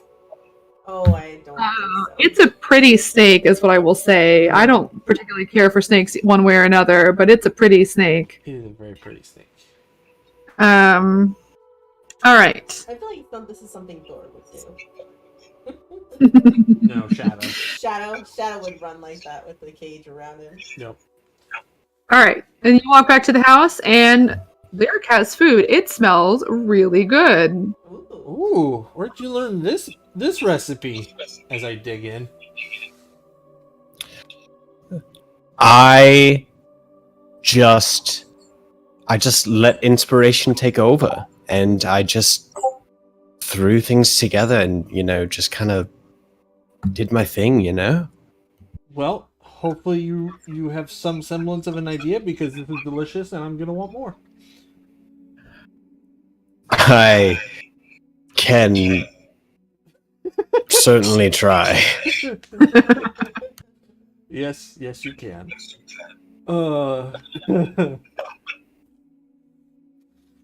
All right. Alright. Is there anything else we have to take care of here before we start heading back in the morning, or? I just wanted to speak with Jewel, make sure everything was fine, make sure she was fine. Yeah. Oh, how are my babies up in their room? They doing good? Did you check? Seems okay. Awesome. I'm gonna go check on them myself, and then I've got to practice some magic so I'm not as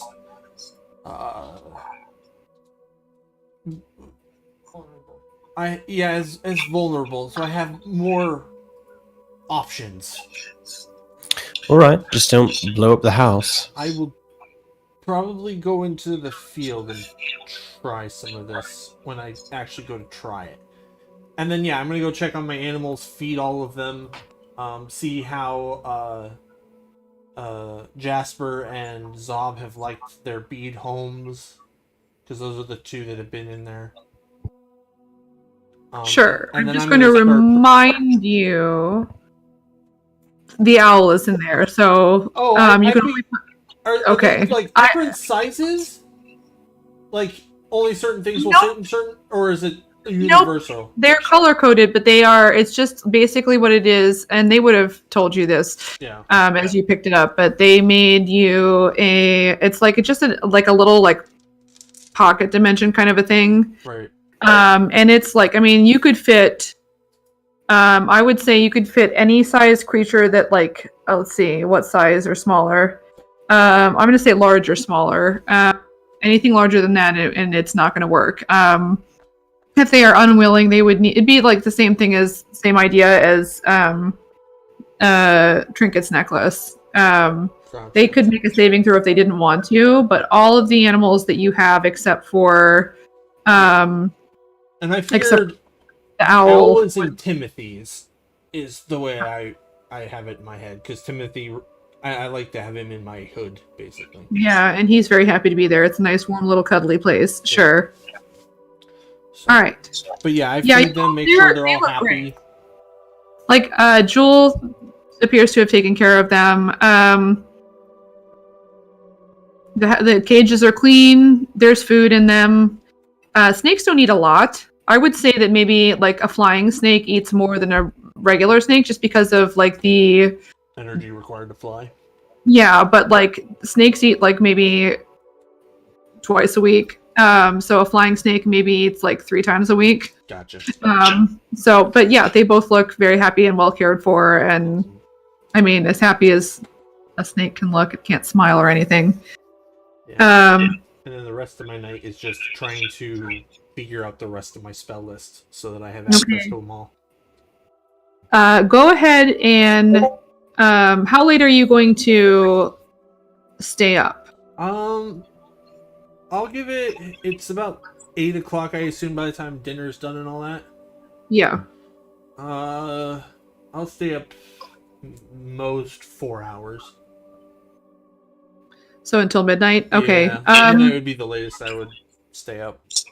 Just because I know we're going back on the road in the morning. Sure. And So starting with go the ahead. cantrip. Yeah, go ahead and roll. Did we do? I'm gonna say, did we do intelligence or Arcana? I mean, I know I this think it was Arcana just is an straight- intelligence thing, I think we just did straight intelligence. which makes sense because you don't know it that's yet. the Yeah, same go ahead as and do my the same Arcana. thing. So. 16. Okay. So you get a couple more spells. I was gonna say, How many do you have left? How many do you have left? What do you not have yet? I am missing 3 spells. I have Shocking Grasp, Mage Armor, and Alter Self left. Okay. I'm gonna say you can get the 2 lower level spells, but isn't Alter Self is a 2nd level spell? Yes. Yeah. So we'll save that for another day. But you have Awesome. the other 2. Cool. Awesome. That is the more important for me. Okay. And so as you are out doing that, Lyric, you're just kind of hanging out around the house. Yep, I'm just gonna eat and hang out in my room with Caspian and I'm assuming that Jewel's probably gonna come back here, so just wait up for her. Yeah. So around like a little after 9, I would say like maybe 9:30. You're in your room, and the door opens, and Jewel walks in, and she kind of is surprised that you're there. I guess she noticed the food, but she wasn't sure who was where. So she's not shocked, but you know. Mm-hmm. Hi. You guys came back faster than I thought you were going to. Yes, well, that's the thing. We came back, but we're not going to be back for very long. We're leaving tomorrow morning, and then we're heading up north to Motara. Oh. Okay. I wanted to check in, make sure everything was fine here, and just see if you were able and wanted to maybe keep watching over the place. You don't have to watch over the animals anymore. I could. Are you coming back? I mean, when are you coming back? Of course I'm coming back. I don't know when, but I know that we have a very important mission that we have to accomplish that is transpiring in a couple weeks. So I know that I'll at least be gone for a few weeks. Okay. Is it dangerous? Are you going to be okay? Everything's gonna be fine, don't worry. I made you dinner! Look. Oh, that smells really good. Sure. And I'll get one of the bottles of wine that I got from the cellar. Okay. The cellar. What was it by the surgeon? Yeah, I was over Where we at killed him? Mornwater Manor. Yeah. And I'll pop the cork on one of them, and I'll pour her a glass, and I'll pour myself a glass, and I'll say, "Hold on a second," and I'll try it first. Okay, which one? You had one that was like that had a it was more shaped like a genie bottle basically, and it had like a pear in it, and then you had another one that was just a very like darker colored glass and was more like sort of almost like I want to say a more of a traditional wine bottle, but maybe just a little bit wider, and the base had like a dimple in it. I mean, I gotta go with the genie bottle. Okay, all right. So you taste it. It tastes of. It's good. It's a sweeter wine, as you would expect with a pear in it. It tastes a lot like. I want to say like a.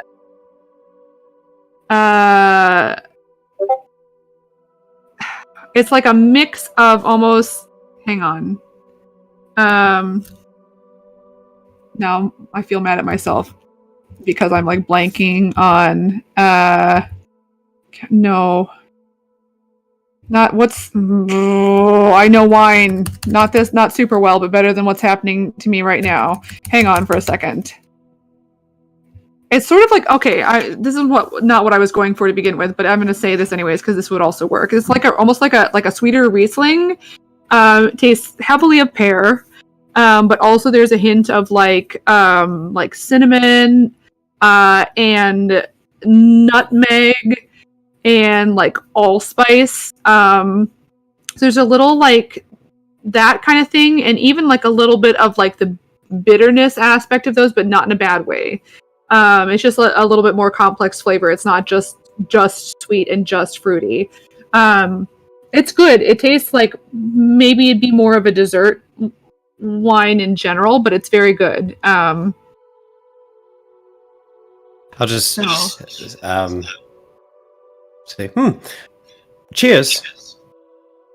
And she'll toast and kind of take a little sip. Go ahead. I'm gonna have you roll insight.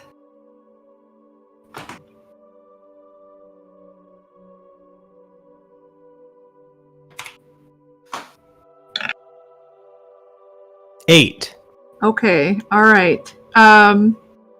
She's quiet. I mean, she's eating, but she seems to be enjoying the food. This is really good, Lyric. Did you make this? I did. I didn't know you cooked. Me neither. Well, you're full of surprises. Jack of all trades, some would say. I mean, you can fly, you can cook, you can lift things up with a magical hand. And you can sing.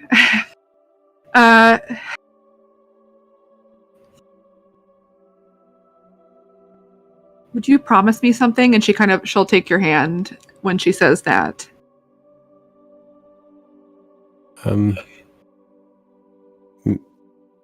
Maybe. Please come back. You're one of the most interesting things to happen in this town. I don't know if you've noticed, it's not a very interesting town.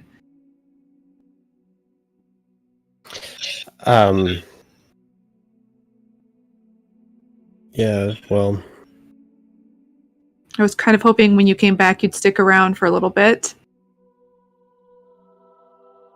I am going to be honest with you. This place kind of sucks. It's not great. But you don't. And you're here. And as long as you're here, I will... Of course I'll come back.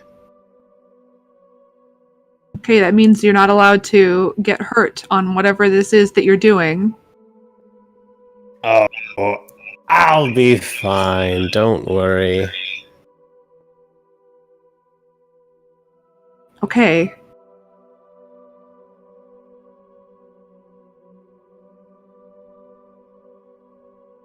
Well...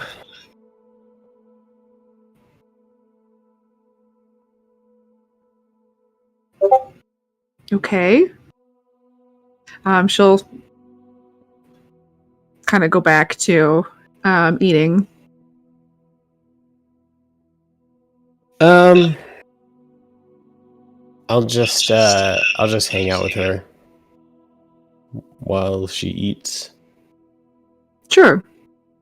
You guys can chat or whatever. I don't know. We don't have to roleplay everything, but you talk a little bit and yeah, I'll get up to speed on it if anything happened in town.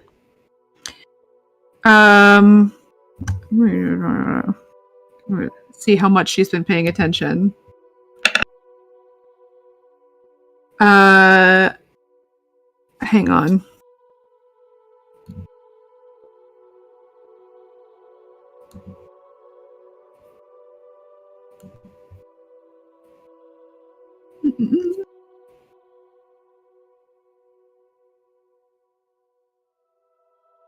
I mean, she seems like everything's been fine. I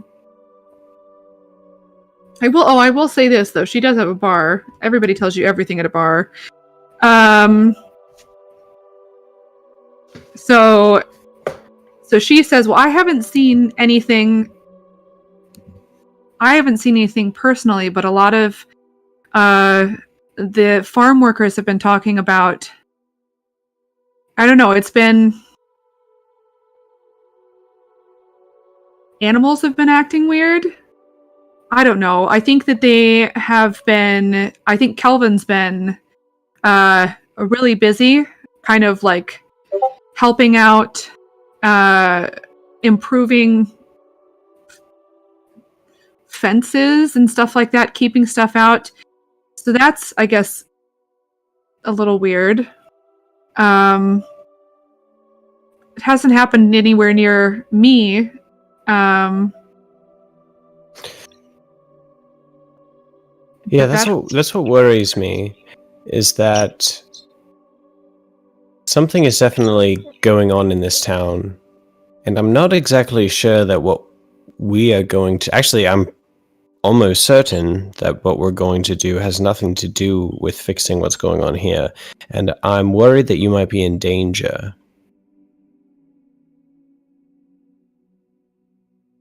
I mean, I've been okay so far.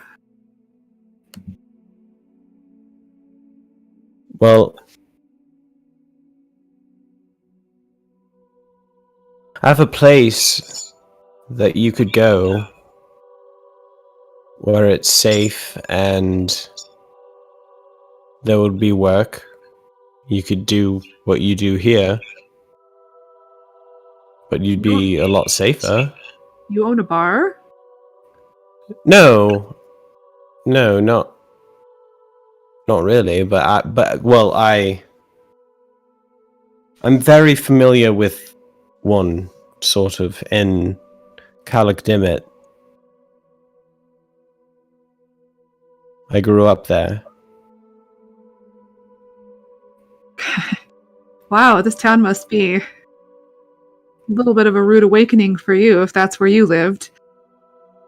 Yeah, like I said, it kind of sucks here. Yeah. I don't know. I feel bad dumping that on Arn. He's sort of my second in command, I guess.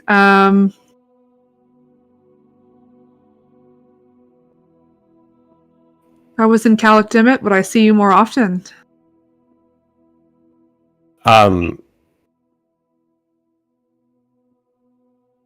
Yeah, probably, actually, yeah. If we didn't, because that's the thing. We don't really have anything, because now that Locke can take his animals with him, we don't really have anything holding us here other than this home. And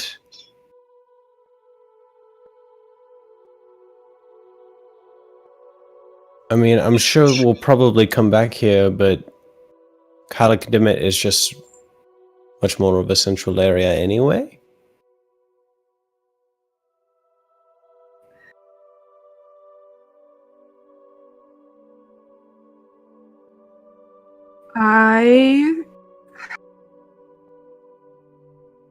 We're actually headed that way soon. If you wanted to come back with us to Three Rivers Ford tomorrow, then we're headed that way from there. How soon do I need to give you an answer? When are you all leaving? Tomorrow morning. Lyric. Oh,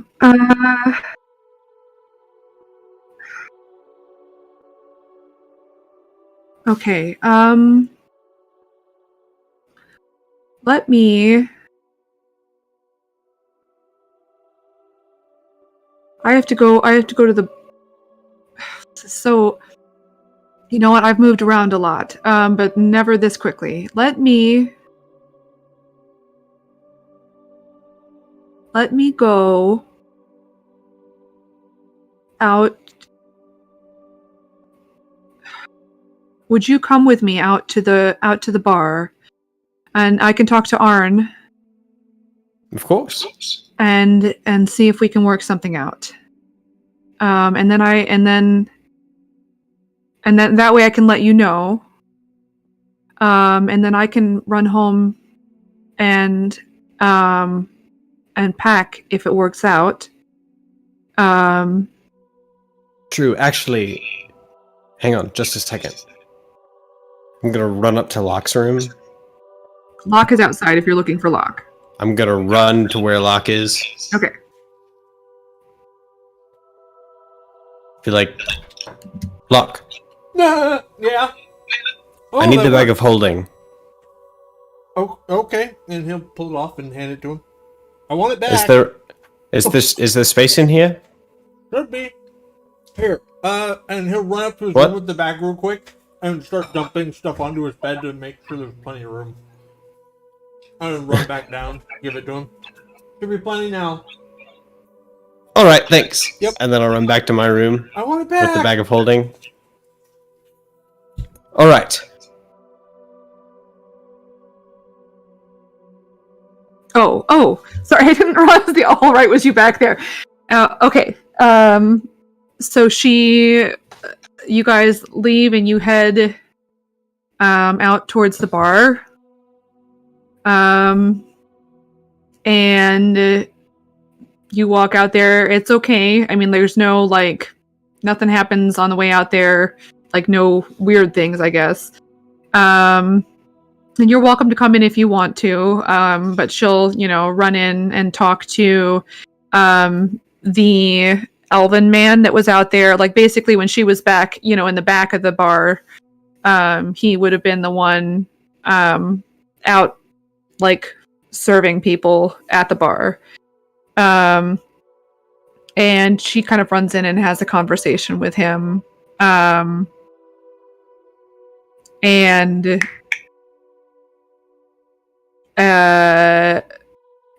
the snap anything? Was there it? Hmm?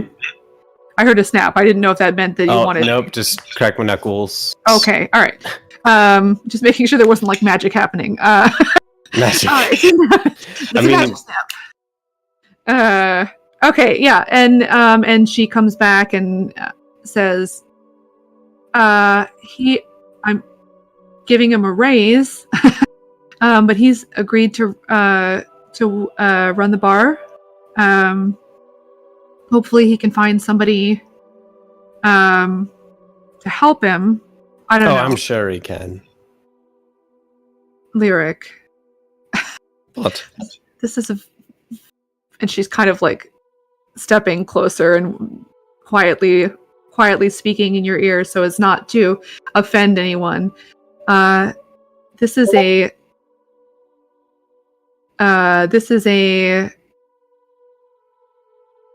quite a town. I don't know whose skill set. He'll be fine. It's okay. Yeah, I'm sure he can figure it out. It'll be fine. He's very good. I'm lucky to have him working for me. I'm gonna go home. I'll go get packed. And I will. Where can I meet you? I mean, I could just go with you. I have this, and I'll hold a bag of holding Okay. to help you pack. Sure. Is it? Oh, I'm sorry. Hang on. A moment, please. I'll open it up and take my rapier off my belt and just drop it in. And as you do it, she kind of goes, she jumps forward, like she's worried you're gonna do something. And then I'll turn upside down and shake the bag. And then I'll turn it back right side up. And then I'll reach in and I'll just say audibly, rapier! And then pull out the rapier. Well, like I said, you are the most interesting thing that's happened to this town in a while. And I rest my case. Okay. We actually found this bag in this town. Oh. Really? I guess hidden depths and everything. Not everything is as it appears. Never would have guessed. This doesn't seem like a very magical place. Do you? I'll say, you know, magic can come in many different forms. That's fair. That's fair. It'd be quicker if we went the short way, but the short way is running through people's backyards. Are you all right with that? Which direction is it? North. All right, and I'll pick her up and start flying. Okay, she's a little bit quicker in the uptake, but she's definitely like holding very close. And yeah, so you head north, and basically she's sort of like the upper corner of town. Like you guys are in sort of like the center. She's not like necessarily perfectly north, like she'll direct you. But she's kind of at the edge of the woods actually. So, and like you get most of the way there, but you guys would probably have to land before you got to the woods. But like it's just a little walk in once you get up there. It's actually near the stream. Like you kind of follow the stream into the woods and then cut in a little bit to. She's got kind of like a kind of rustic looking cabin, then kind of a humble home, but it's comfortable. It's nice and warm and like well made. It's just not like fancy. And she will gather up her stuff, put it in the bag of holding. And you guys could, I mean, you could cut through, like it'd be across kind of farmland again to get back. You could do that. That would be the quickest way. You will also probably get in right about the same time. Unless, are you staying? I guess, I don't know. She would invite you to stay there. She does have a sofa. Or she would go back to your place, which would probably be the better option. Yeah, we'll do that. Because Locke would also be there. Yeah. All right. And you get back, and I will say that like she looks a little bit awkward because she doesn't know where to go because she's been staying in your room. So she kind of gets there, and everybody's ready to go to bed, and she's like, "Oh." And then you guys get her settled in somewhere, like I don't know, in the girls' room probably, because then nobody would be in there because Locke and Ildor share a room. Yeah. So, and it's around midnight, and everybody gets to sleep. Get up the next morning, and all three of you ready to go. Locke, Jewel is coming with us. And she kind of comes down the stairs as you say that, and goes, "Hi." Hi. Well, more the merrier, I guess. Would you like to see my steak? I'm just gonna like look at Locke and like just have a big smile on my face and then just make my eyes real wide. Well, it's nice to have you with us. I need a minute to get my animals settled, and then breakfast, and we can be off. Sounds good. All right. I'll be back, and he just leaves the room. And he's gonna go feed his animals real quick, put them all in the beads, Timothy in his hood. And then while he's cooking breakfast for everyone, he's just gonna look over to Lyric and go, "We're gonna need to figure out what we're gonna do with this giant owl at some point." What giant? Oh, that giant owl. Yeah. But other than that, smooth sailing. Jewel, do you want a pet? Oh God. Oh, say no.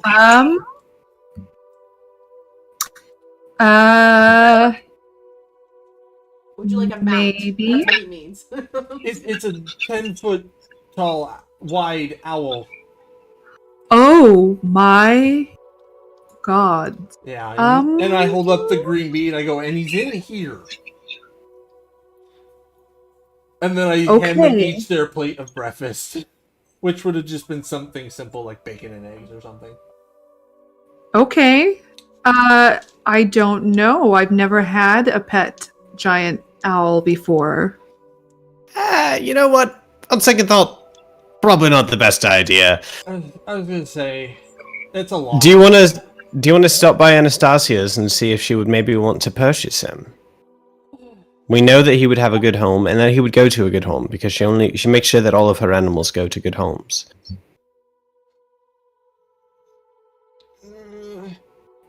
The thing is, Locke, we don't have the space for him. I know. I want him. Fine. He's very cool. Trust me, man. He's very cool. And I thoroughly enjoyed watching you get beat up by him. But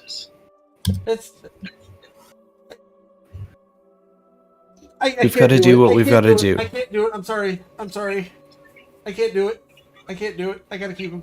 I'm sorry. What are you gonna do? Well, he's for now until I'm at home where we're going. He'll just hang out in the bead. I'll take him out at some point, feed him, put him back in, and I'll just deal with him once I'm somewhere a little bit more secure. But yeah, and Timothy likes hanging out in my hood anyway, so I got plenty of space.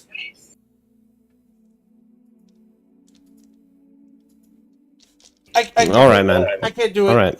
Worst case scenario, when we come back, we can do it then, but I can't do it now. Sorry. I tried.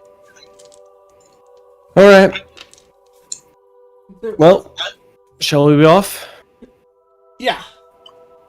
We get back and Ilder's like, wait, what do you mean you have another pet? Oh no. Okay. So you Don't guys talk about Jewel that way. rude. All right. So everybody gets a long rest. So any spells, especially for the two of you who are traveling, I'm going to go back to Three Rivers Ford. It's going to be another day of travel. So if you guys want to do any more rolling for stuff, you can do that. Ildor, do you want to do more poison things? Let's do more poison things. Yay, poison go. All right. Go ahead and roll intelligence. Oh, not so good. With advantage, yeah. Oh, 21. There we go. Okay. All right, you're really getting it now. He doesn't remember you, but like he's very impressed with how you're just like brand new student and he's never seen you before and you're picking it up so quickly. That's the first half of the day. Go ahead and roll for the second half of the day with advantage. All right.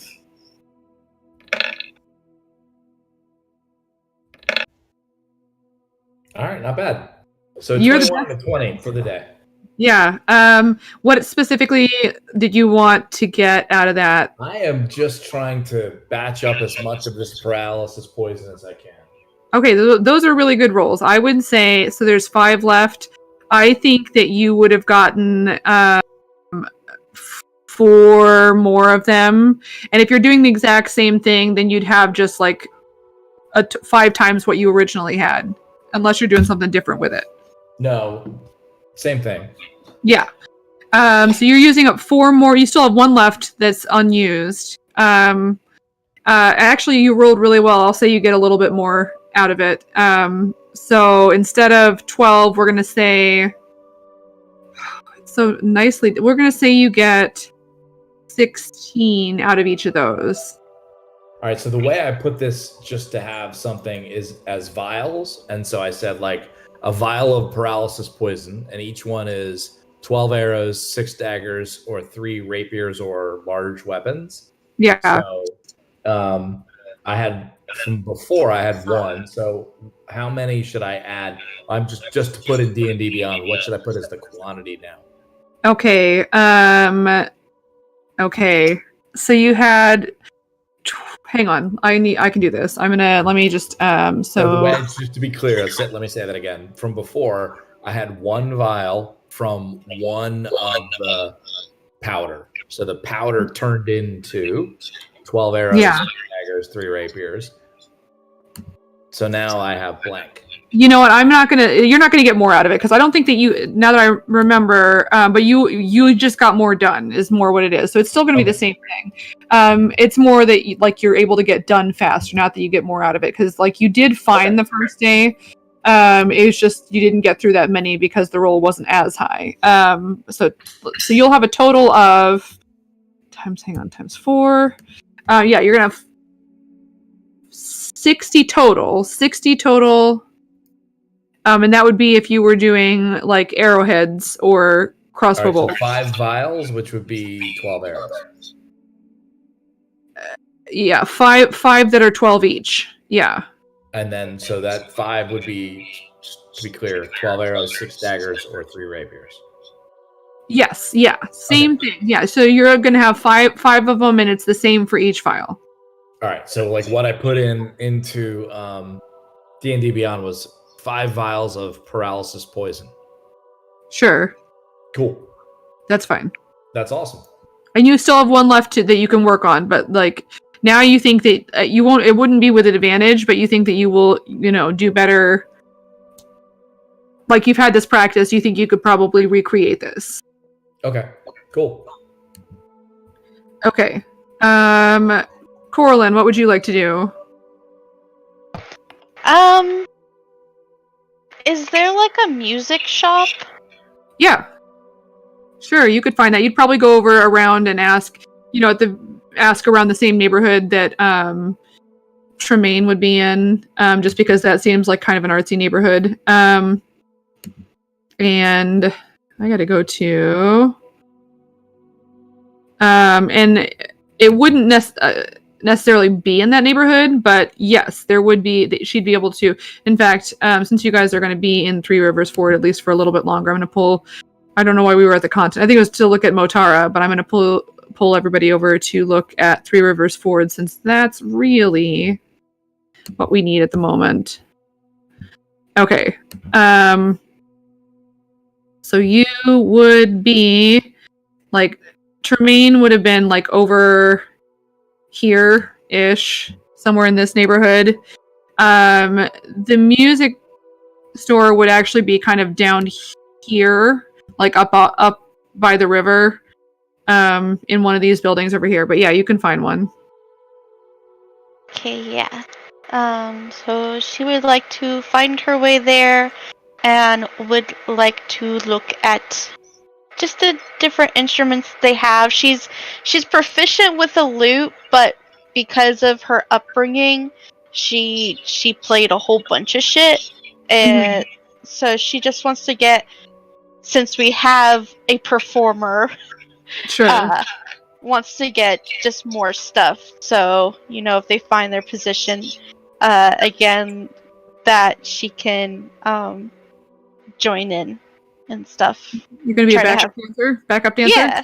And then maybe if she can get a whole bunch of instruments, and then maybe we could be a traveling band that just happens to kick ass.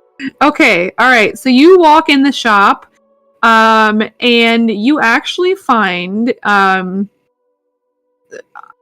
gonna have you roll. I'm gonna say I'll give you some options. You can roll history, nature, or arcana. I know that those are maybe not all of those are great for you, but let's see. Man, you can train Nibbler to do stuff. Yeah. You can play in the band. He's dexterous. What was that I rolled? Oh, okay, that was good, and everything's only a +1, so that's a 19. 19. Okay, so you walk in the shop, and there is what looks to be a very young man, very kind of baby face, rosy cheeks, curly black hair. You notice there are 2 little tiny horns sticking out of it. And as you come in, he kind of he's sitting behind the counter working. And what was that you rolled? Just so I know what specifically. Pick one. Tell me which one. Nature. Nature. Okay. All right. This is fine. Why is I don't know why there's a door on there. All right, there's a door in the middle of the board that I didn't put there on purpose. Unintentional door. So he's kind of back behind the counter and he's working. You see he's like actually like working on making an instrument. So he's got like he's kind of sanding something at the moment. Like as you come in, he's not doing anything like major. And there's like a little ting, ding, ding, ding, ding. There's a bell on the door, and you come in. He kind of peeks around, and he sets his stuff down and hops down. He looks very cheerful. And as he walks out from behind the counter, he's pretty small. You see the bottom half of him. He's wearing like a tunic on the top and like a vest, like a work vest with like a lot of pockets and tools in it. He has goat legs, and you recognize. And it's very unusual, and you would know this. And it's something like halflings like to tell stories. So probably you heard a lot of people saying, "I met once," blah blah blah blah blah blah blah blah. This is a satyr. Very unusual to find. They're not common in the material plane. They're more common in the Feywild.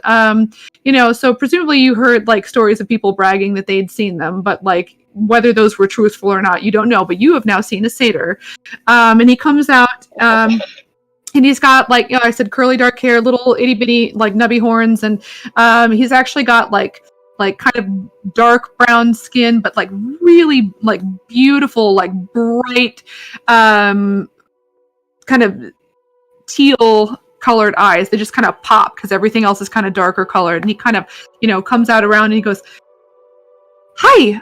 How can I help you? Welcome. What can I do for you?"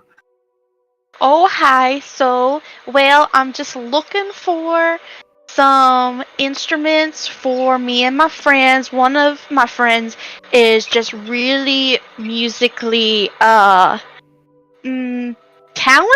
talented, yes. Me a little bit, everyone else, honestly, I'm not even sure. I should give them the benefit of the doubt. Anyways, that's not the point of all this. I'm just looking for some fun instruments like a lute and a lyre, and you got tambourines, maybe? You know what a tambourine is? They're fun. I know what a tambourine is. Absolutely. I'm so sorry. I should introduce myself. My name is Rimic. And he kind of reaches out his hand to shake yours. Rimic? Oh my gosh. I have a friend, his name is Lyric. Oh, that's nice. Yeah, it's nothing, but it's, it's funny to me. Great. Yeah, we've got loads of instruments here. Let's see. We have, and he kind of takes you around the shop and he'll show you. Some stuff is like less finished than others. Like there's stuff hanging that maybe he's like stopped to work on other things. But he has some flutes. That's probably like more of those than anything else because they're a little bit simpler to make. Not as many moving parts as it were. He's got also some pan flutes. And he's got a viol and like a really beautiful like zebra wood. Have you seen zebra wood? Oh yeah. So that's gorgeous. And he's got let's see, what else would he have there? Like, what specifically are you looking for? He kind of suggests pan flutes for people who are not good with instruments. He's like, they are relatively easy to play and very difficult to make a horrible sound on. Like, if you don't do well, it's usually just no sound at all. It's kind of like blowing across the top of a bottle. And then, it's either all or nothing. Okay, well, let's get one pan flute then. I think someone Okay. could definitely use that. What would you say is your most chaotic musical instrument? Someone with just a lot of personality would be a nice word. Personality. Personality. Yeah. Quotation Hang marks. on. I hope your friend is good. And he kind of like sprints off to the back, very quickly. And he comes back, and you see he's not a big guy. He's kind of small, almost like halfling sized, and he is struggling with like there's just like a mess of tubes like all over the place. He's kind of like doesn't have a good hold on it, and he just got like an armful of like just there's like basically things that look like straws kind of, but not like bigger than a straw, like everywhere. And he comes out and then he's got his arms around like the base of the instrument, and then like takes a second to right himself, and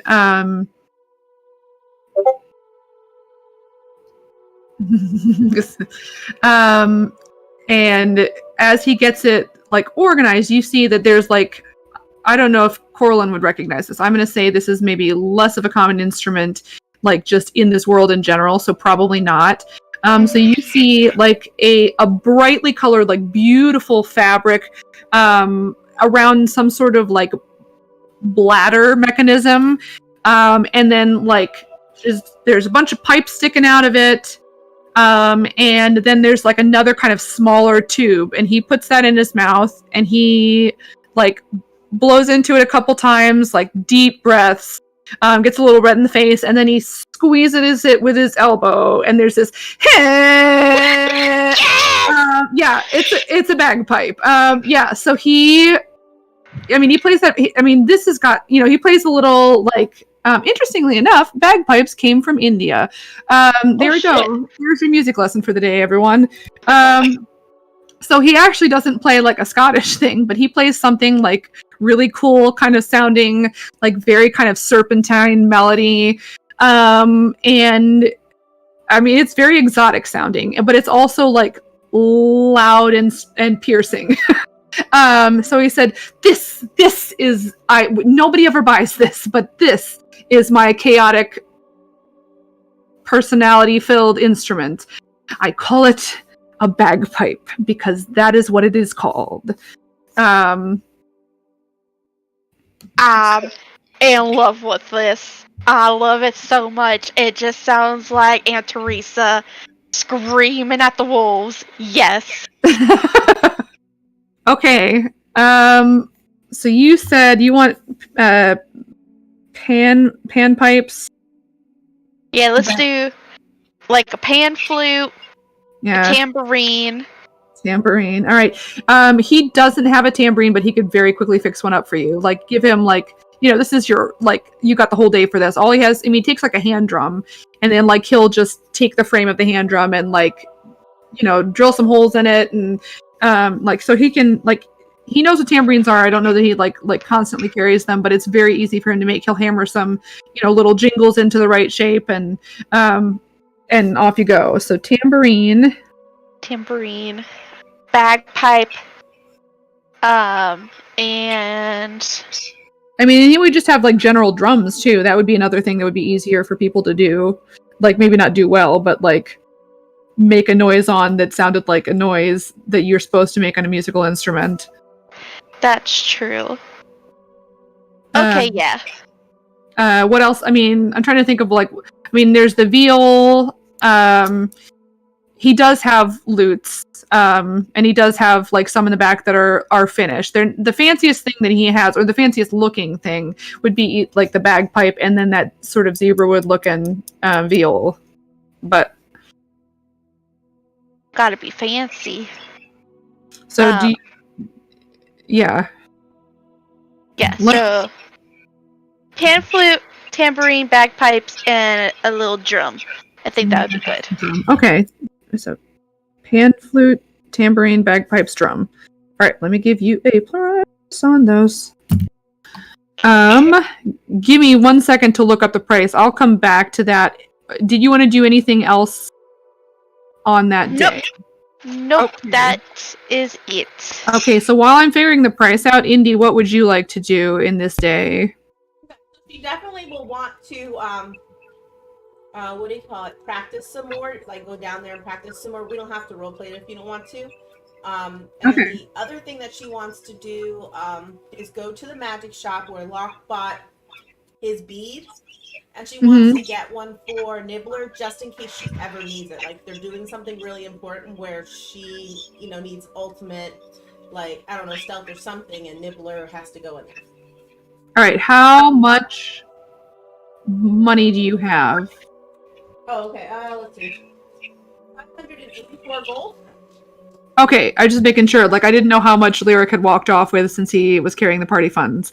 Gosh, why can't I? This is what I'm. Sorry, I've just found the file I was looking for. No Okay. I believe it was like $100 a pop for the beads for the enchantment. Okay. It did take them a while to do, though. They were able to get it, like, you could pick it up in the morning if you paid them a little bit extra to rush it, is what I would say. Okay. I'm gonna go ahead and get 2 that way in case I do come across another animal, I'll have it. Okay, so it'd be 200 just like base price, but if you want them to get it done, like they would say, How long they is it could rush normally it. without paying more? What? How long would it be without paying more? They could pull an all-nighter, and you could. I mean, they just got done pulling an all-nighter like the night, like a couple nights ago. But they're happy. They like enthusiasm, and they would be willing to do that. Again, do another like 50 gold or something like that, and they could rush it. So it'd be 250 total. Yeah, sure, why not? Okay. And then they will ask what color, so you can like personalize it. So I'm gonna do Nibbler. Well, Nibbler's brown. So we'll do one that's brown. Okay. Let's just do white for the other one right now. Okay. I will say that they are an artist, so it's going to be like almost like a cat's eye looking thing for Nibbler, like just striated like shades of brown and goldish brown, because they want it to look pretty. They don't want somebody to look at that and you be like, I got it from the store, and it just looks like poop brown. So it'll be pretty. And then the white kind of be the same thing, like almost pearlescent, like striated. So you'll have to pick that up in the morning, but they'll have it ready like early in the morning. If you stop in at like I want to say like even 4 or 5, they could probably get it done by then. Okay. So 250 then, correct? Yes. Okay, so I just removed it. Okay. All right. Coraline, I found the prices here. Let me get a total first though. So pan flute would be 9. Just 9 silver. And then bagpipes are going to be more expensive because they fancy. Would be 22 gold. And then tambourine. We're going to say the drum is going to be 4 copper, and the tambourine would be a little bit more than that, just because of having to modify it. So that would be maybe like 1 silver. So it ended up being 23 gold and 4 copper total. She'll give him 30 gold. He'll give you change? Nope. This is for your service. Thank you so much. I do really appreciate it. And he kind of like takes your hands, like one of your hands in both of his, because he's got tiny hands. And he just goes, thank you. Please come again. I would love to have you back here. I've got so many bagpipes in the back. Nobody ever buys them. Oh my gosh. Well, once I show these to my friends, I tell you what, they're going to love it so much. I'm going to tell everybody about it. I love it. It's amazing. Okay. That'd be great. And they are pretty. Like, they're not just functional. They're actually like, they've got like the pan pipes have like little like they're kind of like carved. So there's like a little design. The pan pipes have almost like, I mean, they're small, so it's hard to necessarily say, but it's like almost like a little depiction of maybe like a bunch of people kind of dancing around and there's like a fire, and they're kind of like having a party, whatever. The bagpipes are the fabric is beautiful, and like the drones and the mouthpiece don't necessarily have a design, but the fabric itself is gorgeous. It's kind of like a bright sort of jewel tone green, and with like just like actually conveniently for you, like floral patterns. So it's a lot of jewel tones, like mostly emerald green, but like with like ruby reddish pink flowers, and then like sort of amber colored like vine pattern over top of it. And then the drum and the tambourine both have like neat little kind of swirly patterns carved in the side. So they are very pretty instruments. He seems like he's a bit extra as far as the aesthetic of his wares, as it were. So all right, so that's my Three Rivers Forward people. I got through everybody rolling and stuff. So I'm gonna say we'll roll once for the trip back, just to expedite this. You want it lyric or should I? D6. Go ahead. Oh no! You roll a one again. Oh no, it's so sad. Okay. You could be more, you could try a little harder to make that sound sincere. Okay, give me 1 second here. Hang on, I have to. Okay. Okay. Oh. Okay.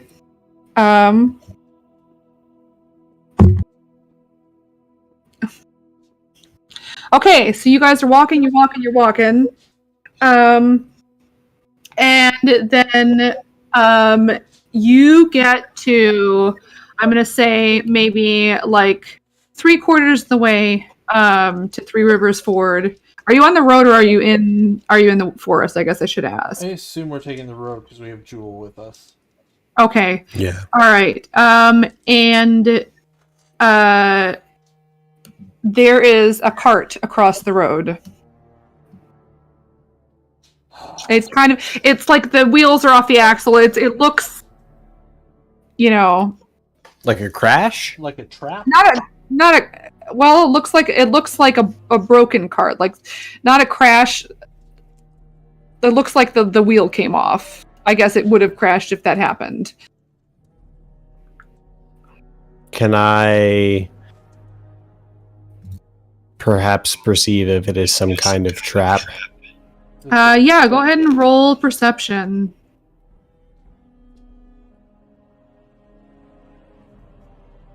Does it look like there's someone there, like, working on it, or does it just look abandoned? It is abandoned in the middle of the road. Nat 1. You don't see anything. That's rude. Why would you leave a cart? You could at least try and push it out of the road, so that the next person doesn't get stuck behind you. Oh well. Strange. Yeah. Want to just keep going? Yeah. All right. All right. Hang on. The gamer in me is screaming. Here's the thing. Here's the thing. You guys don't see anything, but you're not stupid. So you have as much common sense or intelligence as you would have. So, like, just because you didn't see anything doesn't mean that you're, like, completely... Oh, yeah. Yeah. Yeah. No, I know.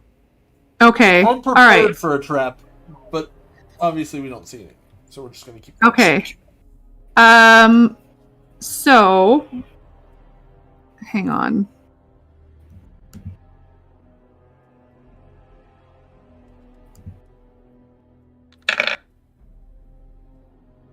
Oh, man. All right. Lyric. An arrow just zings by your head. And a group of you see 3 people kind of leap out from like behind the cart, and then like off to the side, kind of like they were hidden behind some like bushes or whatever on the side of the road, and they're kind of like surrounding you all. They miss though, so that you see 3 people. I'm gonna have you guys roll initiative. Do this here. Now I roll it. Wait, can Jewel fight? Do you know anything about her? 23.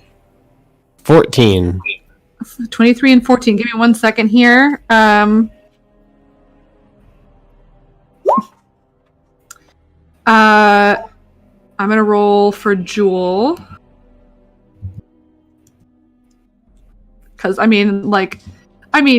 can fight, but that doesn't mean that it's going to be that impressive. So yeah, sure, Jewel can fight. I mean, I would probably be like, I'd be like, Jewel, get down. Yeah. Okay. But if she wants to fight, like, I'm not gonna stop her. But we'll see what she does. Where did I put my? There it is. Okay. Strangely enough, Jewel is not in D&D Beyond, so I'm going to have to write her into the initiative. Wait, you weren't prepared for us to take Jewel with us? No. sorry. Big old nope. Okay, hang on. Locke, you rolled pretty high. Yeah. What did you roll? 23. I rolled a nat 20. 23. Okay. And then I'm going to reorder this in a second. Lyric, I see you got a 14. Okay, let me roll for Jewel and everybody else. The first one is Jewel. And she is, like I said, she's pretty, like, quick on her feet, so I don't know what she's going to do, but she's going to do it before Lyric goes. So, hang on. I'm down here.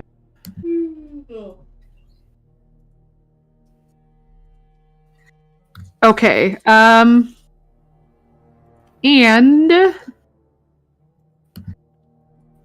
man, oh man. Okay, there it is.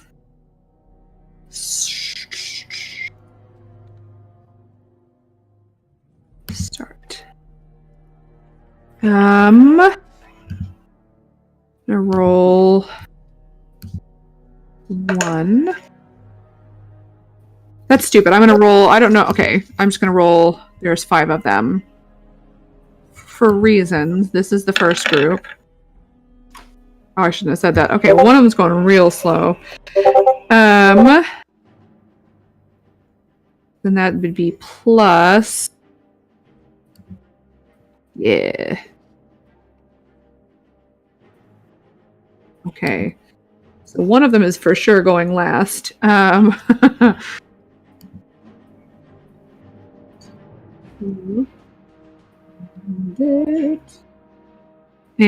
so this is a... In my head, I'm hearing like the Skyrim NPC dialogue of the bandits where they're like, never should have come here. Okay. Hang on. Okay. Oh, that's not what I want. There was almost an adventurer who had to stop because he took an arrow to the knee. Oh no. And then the other ones would be 18. You're finally awake. 18. It's only a flesh wound. And it 2. And then 9. No, I can write 3. Okay. It's 1, 2, and 3. And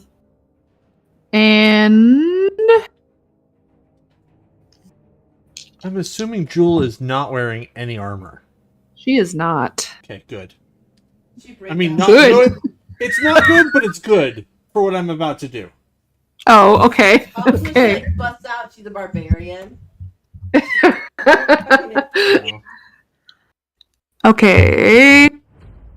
Give me one more second. Okay.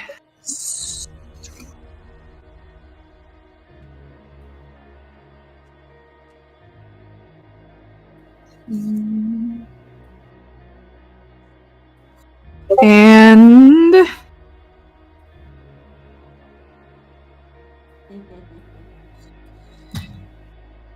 okay. All right. So the first to go would be Locke. All right. Locke is going to turn to Jewel and go, "Don't worry, everything will be fine." Touch her on the shoulder with a piece of leather up against his hand, and cast Mage Armor on her. Okay, and so that gives her plus. It's 13 plus her Dex mod, whatever that would be. Okay. Which is better than normal. It's at least plus 3. And then, if I can, I'm going to hand her the bottle of shield that I made. If not, I'll set it at her feet and tell her to drink it.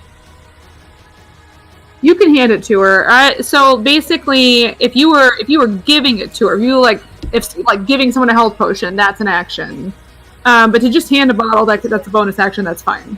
Yeah, I'd just be like, drink this. If something's gonna hit you, panic, wave your arm in front of it, and this should protect you. And she kind of nods, but looks, a little apprehensive. And then I turn to face our attackers. Okay. Alright, so that's your turn. Next will be actually one of the bandits and Jewel going at the same time. So I will let the bandit go first because it is going to attack. I think they're going to go. This is going to be the same one that hit Lyric the first time, or didn't hit Lyric the first time. But they will, yeah, they're going to miss again. This is a dumb bandit. So he goes to shoot, and he's kind of flustered, and also a little bit taken aback that he wasn't threatening enough that basically Locke turned around and ignored him, and so he goes to fire, and he just it doesn't work. It's his bowmanship is not great. All right, and then Jewel is going to probably, I think she's going to go over to the cart and kind of let's see if she can go underneath it. She's going to try and get around behind it to get some cover, or underneath it to get some cover. She drinks the potion. Yeah, she does that as a bonus action. This is her action. I'm just making sure. Yeah, no, she does. I don't know. I'm gonna say she gets part way underneath. She'll have part cover from that, but she also is chugging the potion as she's doing this. All right, and then next up would be Lyric, and Okay. also one of the other bandit people. What's their dex? We could do You that. win. You win. You're more dexterous, I think. Okay. I mean, it's +1, so One's I don't. +2. Yeah, I thought so. Yeah, so you Okay. get to go first. So I will just hold my hands out either side and just say, friends, please, there's no need for violence. And I'll cast Calm Emotions. Okay, and that's a saving throw. A charisma saving throw. Okay, so, and does it have to be hang on, read the spell description to me, just because I want to, or give me a second to read the spell description. Okay. I feel bad because I feel like your voice is lower than normal, and I don't want to make you talk too much. I could be imagining that, but I'm a little under the weather. yeah, I'm sorry. It's So you can strong. Each humanoid in a 20-foot radius sphere centered on a point you choose within range must make a charisma saving throw.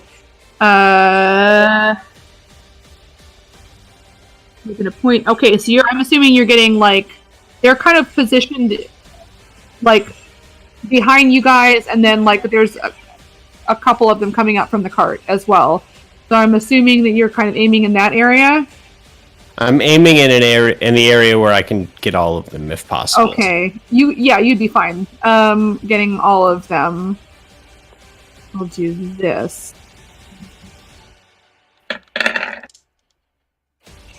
Okay. So you see two of them. Like, hang on. Give me 1 second. You see. Oh, let me roll for Caspian. I forgot to roll initiative for him. Oh, that's fine. Yeah, Locke, do you want to pop out any of your animals? Timothy's there, but like, I don't know if he's ever fought. That would take you. I would say that would take a bonus action to get the animals. And it was a bonus action to hand, or just a free action to hand the bottle? 9. If I have a bonus action to pop one of them out, then yeah, I'll pop out Zob. You could do that. But like on your next turn, yeah. Oh, okay. My next turn, Zob can come out. Yeah. All right. I'll start rolling for Zob just so that. Okay, so Caspian, and that's that was with the bonus. Okay, so Caspian's at 9. Caspian is at 9. Okay. And okay, so you see. Let me look at a bandit here. Where am I? And I'm gonna give Locke a look like to try and say like down in the troll cave.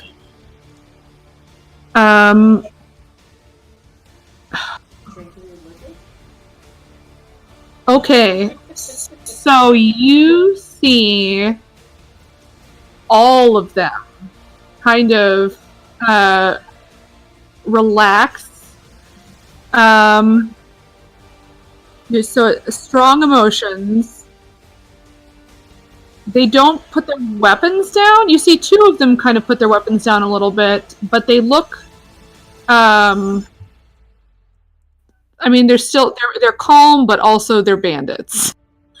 is what I will put this. They still like have a goal here, an end goal, but they do look calmer. I would like for both of you to roll insight. Lyric, you can roll with advantage. Okie dokie. 10. Okay.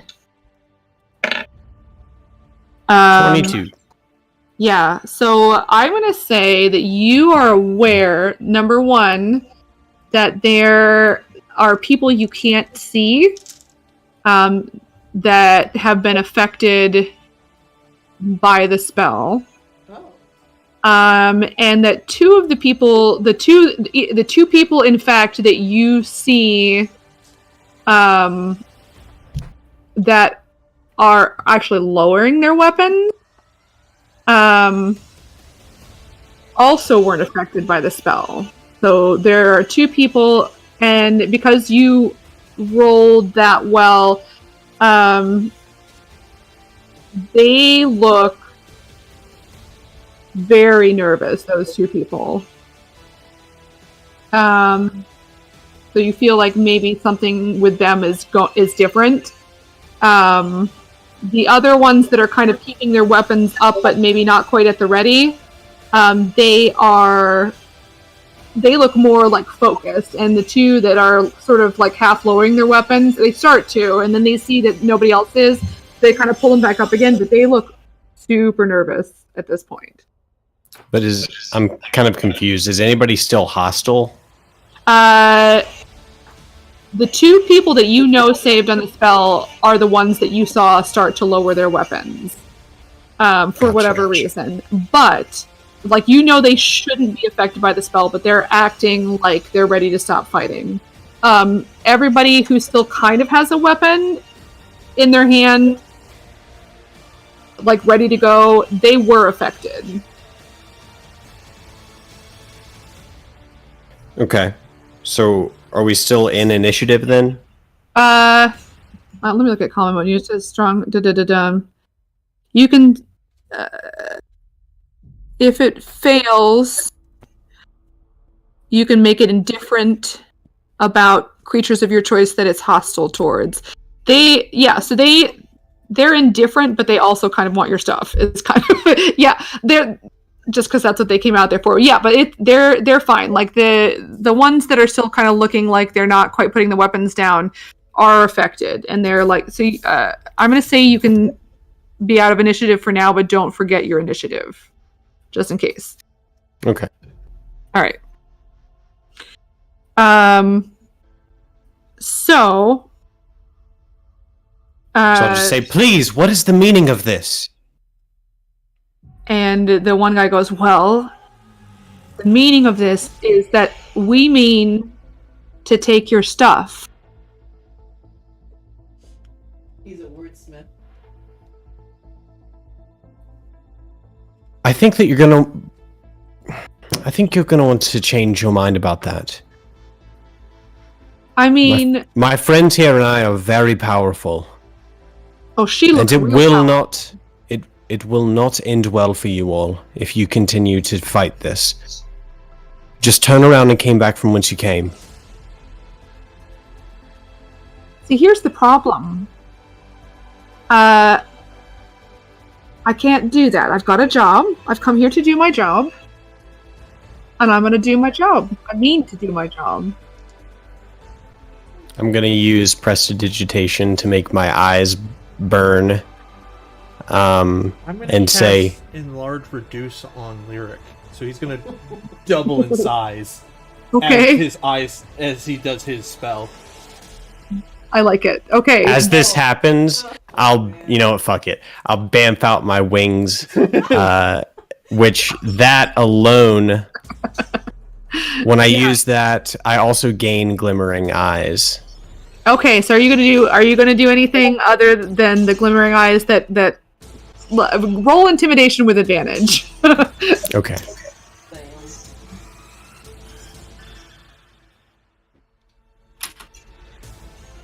Wait, is that all my intimidation is? 12-foot. My intimidation is not as good.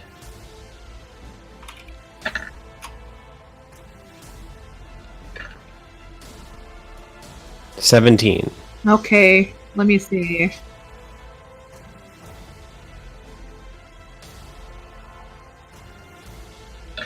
Man, I wish Coraline was there because then we could see how tall you guys are in comparison. Hang on. Okay. You see. Jeez, I think they have a 0 to charisma if I remember correctly from before. Yeah. You see one guy, not the main guy you're talking to, but one guy kind of go, well, fuck this shit, and he just starts running for the tree line. You see the two people who looked nervous before, their eyes get really big, but they they're kind of half lowering their weapons again. The main guy, hang on, also gets nervous, I think. I forgot what you rolled now. Sorry.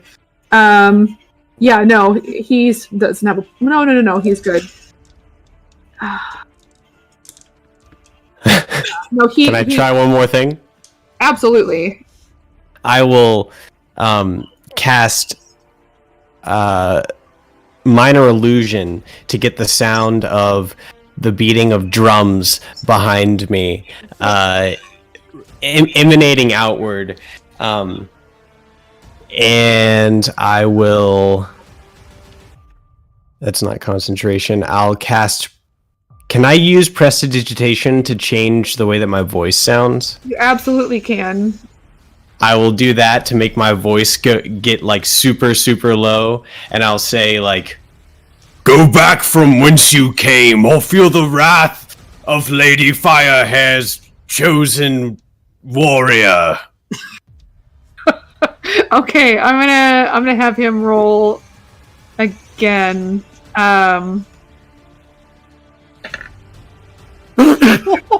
Okay, here's the thing.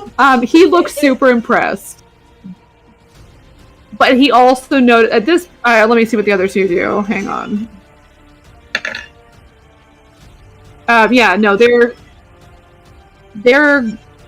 moving. I'm gonna really quickly, while this is going on, I'm gonna cast Mage Armor on myself. Okay, he Just to see where this is heading. he looks like intimidated, but he's standing his ground because everybody else is leaving, and he's not like complete idiot. So he goes, "You're lucky this time, but mind your own business and watch where you step." And he runs off to the trees. All right. Do you want to stay big, or do you want me to put you back normal? I'll say, "Come here, Jewel," and I'll pick her up and do like a piggyback, and like I guess go flying into the sky, and I'll fly for like a little bit. That only lasts for a minute. Okay, so I'll fly for a minute as a giant. So she's like she can like, yeah. Falcor! Okay, that's fine. You fly around. Yeah. I should have said there was a fourth guy kind of behind the cart. He also like whoop, whoop, like he got out of there. He was affected. He was intimidated. I forgot he was back there. Yeah, so you do that, and you guys make it back to Three Rivers Ford, and you're fine, unmolested. I will say, as you're flying around, Jewel will say to you, Lyric, one of them handed me this paper.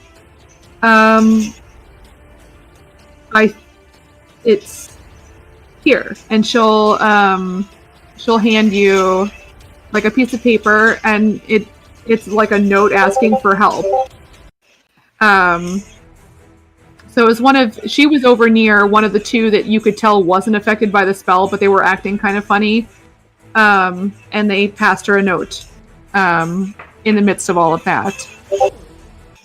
And you see sort of a roughly sketched like map of like you see like Three Rivers Ford, and you see the road that you were on. I have no idea what is going on with the music right now. You see a rock band off in the distance. Yeah, no, there's sort of like a little map, like a crudely drawn map out into the forest. And like a really short note saying, "Please help." I will turn to Locke, holding the note in my hand, and say, "God damn it!" Well, I'll hand it to him. I read it and I go, well, I mean, we've got Jewel with us. I don't know if we want to do this now. No, of course not. We don't want to do it now. I'm just saying it's another thing that we have to do before we can make our way north. Yeah. Oh, well, what are you going to do? I mean, we could just not do it. I mean, but is it the right thing if someone needs help? But is it a trap? That's the thing. Like, it could easily be a trap. And we do know that there are people that need our help, and we have to go northward to do that. Although we do have time. Yeah, well, Oh, man. Let's get to town and see what everyone else thinks. Oh, you know what they're gonna say. I know. Ildor's gonna be like, "Do I get to blow shit up?" And then Indy's gonna be like, "We have to. We have to. We need to help people." You know that's what they're gonna Orland's do. going to be excited for any excuse to not get the dress. That's very true. Yeah, we're going to end up doing this. So just be prepared for that so that you're not disappointed or any more disappointed. But we'll go see what they want to do first. We won't make a decision without the rest of them. All right. Let's not have any more potential fights on our hands without everyone else with us. Because True we've got that. some really good magic, but the two of us are not the people who should be in the face of someone who's going to smack us with swords. Everything's fine. Yeah, it is. Take another shot. But that doesn't mean we should risk it. So let's get to town. That way, at least Jewel can rest up while we figure out exactly what we're doing next. Right. So, all right. And we Okay, and so you continue guys. our way. Sorry, yeah, you guys travel another hour and you're back. So that was about like an hour outside of town. And you travel another hour and you're back into town, and that would be. Hang on. What time did you guys leave in the morning? Just so I know. Assuming Lyric normally gets up around 10ish, I want to say. I mean, we could have left earlier than that. But yeah, He only does that when he he's had a late up night. late. Okay, then probably around 9:30, probably, because 8 o'clock, breakfast, feeding the animals, and then going. Okay, so 9, so that'd be like 7 hours, 10, 3, 4, 5, 6, 7. It's around 4 in the afternoon then when you guys get there. Yeah. 4, 5, 5 maybe with closer to 5, almost 5. And I would say not that long after. I mean, so you're in town, you show up to the inn. I think that Ildor and Corlin might be doing outdoorsy stuff. Is Corlin like fishing and stuff, or what's she doing? In the morning, yeah, every morning. Okay, so not in the afternoon. Yeah, so Corlin would be maybe the first person back. Ildor would kind of roll in not too far after that, and like closer to 6 o'clock, maybe Indy would come in after training. Indy, did I forget to do the second half of your stuff, or did we finish? Sorry about that. I think we finished, to be honest. We did that. Okay, that's right. I went through and did the whole day for all of you. Good. Yep. Yeah. So it's 6 o'clock at this point. All of you come in. You see Lyric and Locke and Jewel. Hello. Morning. Well, howdy. Hello? We got 1, 2, and then a third. We got an extra. Yes. What? Actually, Jewel. 2 extra. What do you mean, who's this? Hi, Jewel. Hi. Good to see I thought that it might not be very safe for her in Slaughterpen since we don't really know what's going on there. So I decided that we'd bring her along, and then Indy, I think that she's probably going to stay in Calakdimit. We're going to drop her off there on our way up northward. Oh, okay. Well, alright, that sounds good. I trust you two had a safe journey there and back? Everything was fine. I did end up with a giant owl. I'm sorry, what? What? I have a giant owl. And I hold up the green bead. Define Oh, giant. It was about 10 feet wide, I think you said, or 10 feet tall. Both. I mean, like wingspan 10 feet, height 10 feet ish. Yeah. It's going to require a little bit more training. It did when we meet it try and eat me, admittedly. Of course it did. It was wearing a necklace that was making it very hostile. Once we got the necklace off it, it just seemed freaked out that where it was. Speaking of, and I'll pull that necklace out of the bag of holding and I'm going to give it to Ildor. Ildor, can you check this out and tell me what you think this is? Absolutely. So I will. I'll cast Identify on it and check that shit out. Okay. It doesn't Um, look familiar to me at all, does it? Just checking. You can roll Arcana. And Ildor, let me know what you roll. We'll do the roll first, and then I'll tell you what you find out about. Alright, only a 4. It doesn't look like anything you've seen, in particular.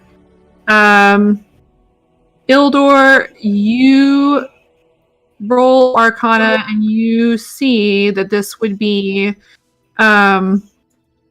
it's enchantment. And it has more to do with like controlling the behavior, kind of like Jaegering the person wearing it. But it also there are Wait. Help me understand the word Jaegering. oh, that's like a Is big that like a Pacific Rim reference? maybe. I love that movie. Yes. So anything, I don't know it either. anything It is. Pacific Rim is like double bonus. Yeah, points. yeah, I know. Yeah, guilty. Riding Yeah. a giant so- neck. I mean, I'm a gun to So- I've watched the other one. There are enchantment elements that would be used to control the person wearing it or the animal wearing it.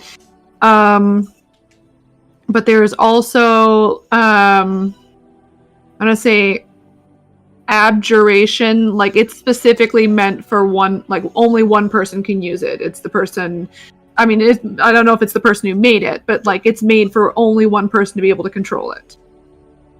Useless. So, So, if you put it on lock, My nothing's gonna understanding happen. after looking at this is No, only someone one person out there could can control. control this owl. Okay. Yes. Is it the and- holder of this necklace or is it someone else? It is no, it's a specific person. Like it is controlled by Alright, so Locke a can't control this owl. Only It's someone like else Jim. should be having that. Jim that is can. just a name of said Yes. person, whether that's their real name or not. So if someone's able to control it, the only way we're gonna find out who that person is if we follow somebody with this necklace back to the source. If that, or they might know that it's not where they intended it to be anymore. I mean, you don't know. Like I don't know that they're. Okay. Yeah, Alright, you so would. I kind of grab this necklace and I look at Locke and I'm like, hey, I hate to break it to you, but you're not going to get to control this one because there's someone else out there. We need to find that person. well, the neck isn't it the didn't you say the necklace is the one that was causing the control, not necessarily. With the necklace off, it should just be a normal giant owl, right? Yeah. At least that's the way. The necklace is no longer on the owl, Ildor.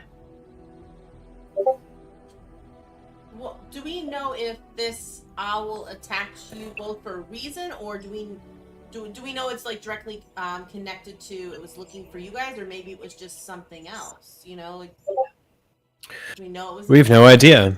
No.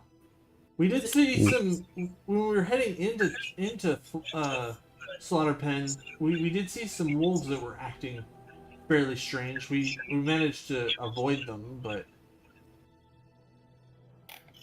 So maybe it wasn't directed towards us per se. Something but is going on there. yeah, something is definitely going on there. I feel like there's a lot going on. With Slaughter Pen. Yeah. Okay. We also on our way back ran into. Hold on. We ran into some passers-by who had some cart trouble with the carriage, and we helped them and carried on our way, and now we are back here. Leans in. So we're not gonna tell him. Tell them what? What's going on? I'm gonna About our have good deeds? Lyric can roll deception. Jules giving you a look.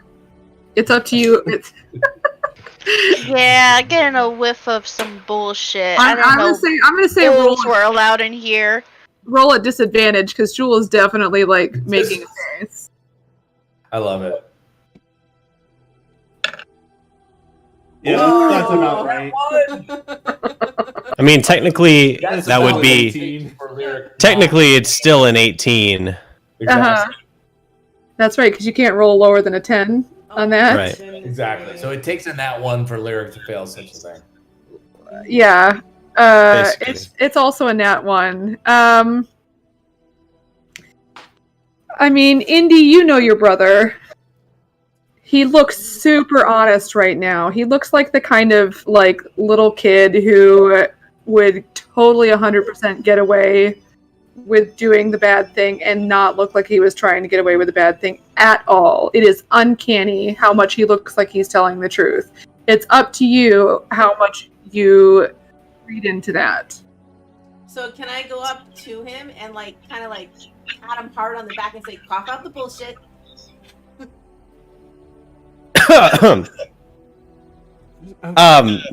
No, we just ran into some bandits on the road, and I just convinced them to turn the other way with a little bit of help from my friend Locke. It was fine. Everything's fine. So, I'm really Okay. confused. We all made it here in one Note for piece, or help. well, 3 pieces. So do we hear him say that to hear Locke go, "What about the note for help, though"? I mean, Do we you hear him might, say but I that? am whispering it to Oh, Lyric. whisper. Okay. Man, yeah, but you're like sitting around. It's okay. Coraline has big ears. Yeah, I want all of you to roll perception. Let's see how this. She's this got works. them big Brahma cow ears. Roll perception. Everybody else. Oh, that's so funny. Perception? I got 17. 16. Locke, roll stealth. I know, Locke. How much are you trying? How sneaky are you trying to be with the Oh, whisper? I mean, I'm not being overly like. I'm trying to like keep this private in that. Like, I'm trying to give Lyric a chance to come out with it, or give me a reason why we're not all of a sudden. But Okay, I will roll Um, stealth. go ahead. Oh no. I'm being a lot more sneaky than I thought I was going to be. Okay. 24.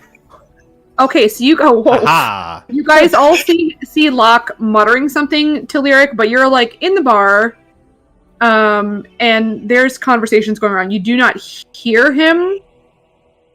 Nobody has. I'm trying to think. Like, is that observant? Nobody's got observant. So yeah, you see him whisper. You do not hear what he's saying. You have no idea what he said. I mean, what's going on, man? All right, fine. We also were given a note asking for help from one of the bandits. They gave it to Jewel. So, well, does that mean that maybe they're involved in what's going on in the town and they're trying to get us to help them? We have to help them then. I will put the note on the table and go, we don't know.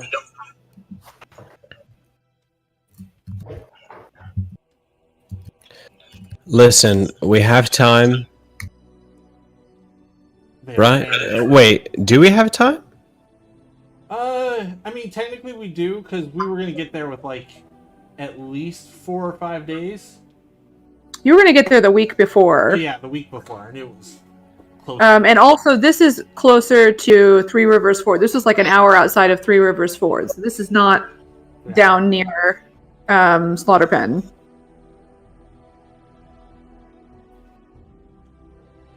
I mean, it's definitely not something we have to do, but we were asked for help. It could be a trap. It could not be a trap. It could be legitimate. Well, it sounds like something's going down there. We need to figure it out, especially since we have people that we know there. I mean, we can't just... Like, what if we ignore it and then we come back and the whole city... I mean, the whole town's gone or something. This seems closer to here, if you know what I mean? Like, their camp isn't, like, anywhere near Slaughter Pen. It's near here. Okay. So, it may just be the woods in between. This could be completely unrelated. But...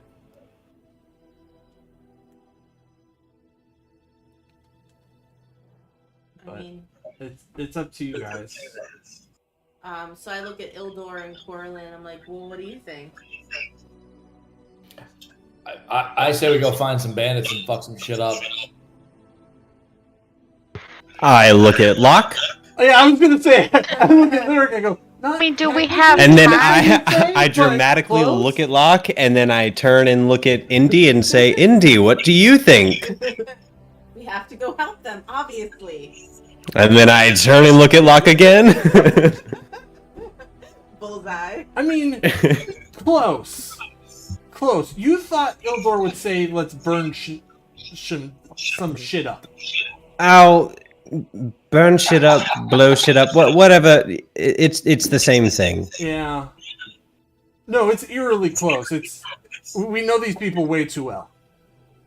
So then we I'm just all mad look that I at wasn't with you Cortland. guys Yeah. right in the beginning. There really was no fight. No, there wasn't.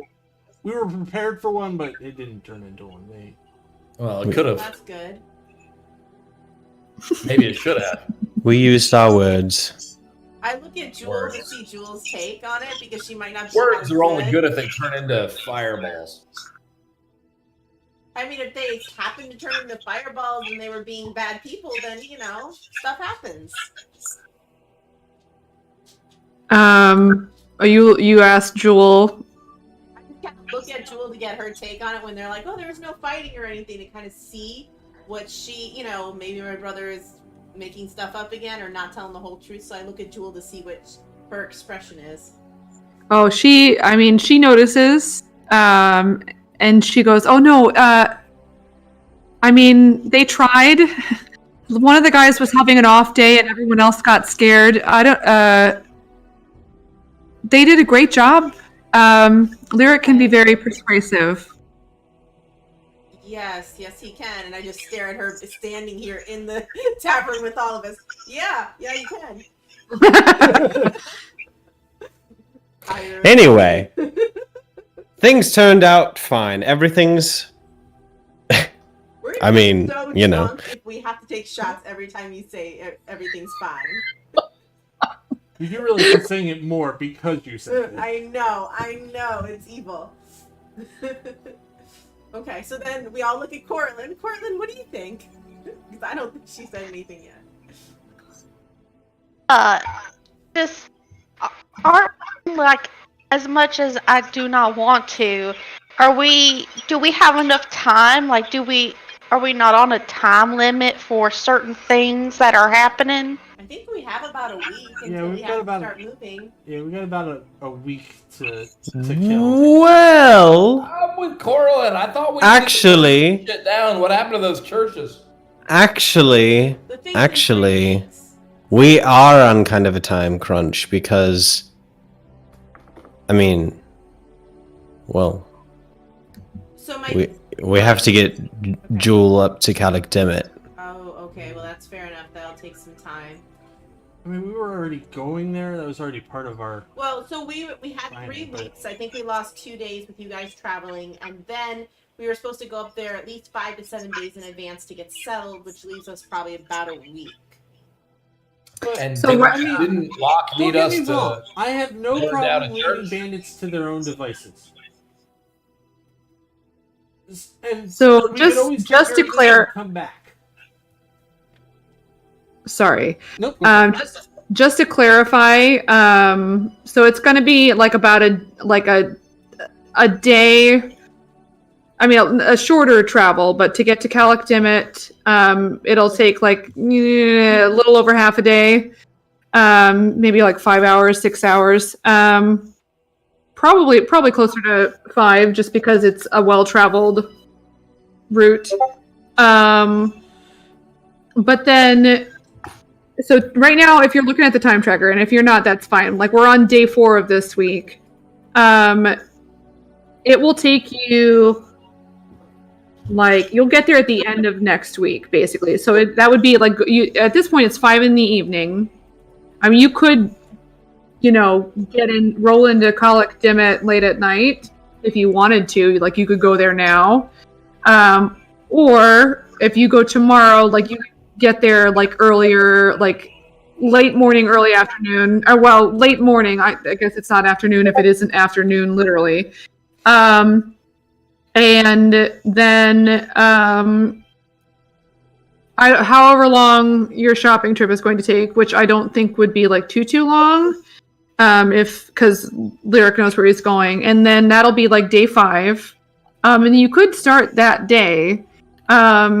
And get at least part of the way, and then 6, 7, like 1, 2, 3, 4, 5, 6. You would get there like around the 4th day of the next week, and that would be the week before. And you don't know what day it is, but like you'd at least have 3 days before the week of the party started. I mean, Does that make sense? technically we have enough time if it's something we want to do. But it's not something we have to do. So. Maybe we should just go investigate a little and just see. I was gonna say, worst case scenario, we go take a look at the camp, realize it's too big of a headache or a trap, and we just turn around and leave.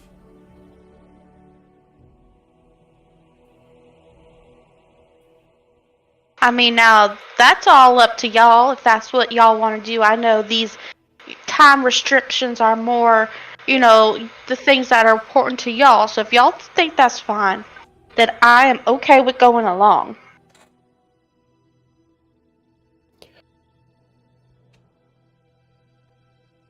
Does anyone strongly feel that we should do it? No, I'm with Corlin. I would say that whatever's going to get us into a fight, I'm in. I did not say that. That's not what I said. No, but I'm with you. And then my second thing is, if in doubt, I'd rather be fighting people. I think we should see if this is connected to other things that are happening right now. Then it sounds like maybe we wait till the morning and then we make our way down there and see if we can't figure out what's going on down there. And Jewel can spend the day in the town, just kind of, give her a room. Which reminds me, when we get up, is she gonna share a room with one of you guys, or should we get her own room? I mean, she can share a room. She might be more comfortable with her own room. I have money. Why not? I can. No, you don't have to pay for. I mean, you could either stay. I could get you a room, or you could stay. In my room. Bow, chicka, bow, bow. That is so forward. Oh my goodness.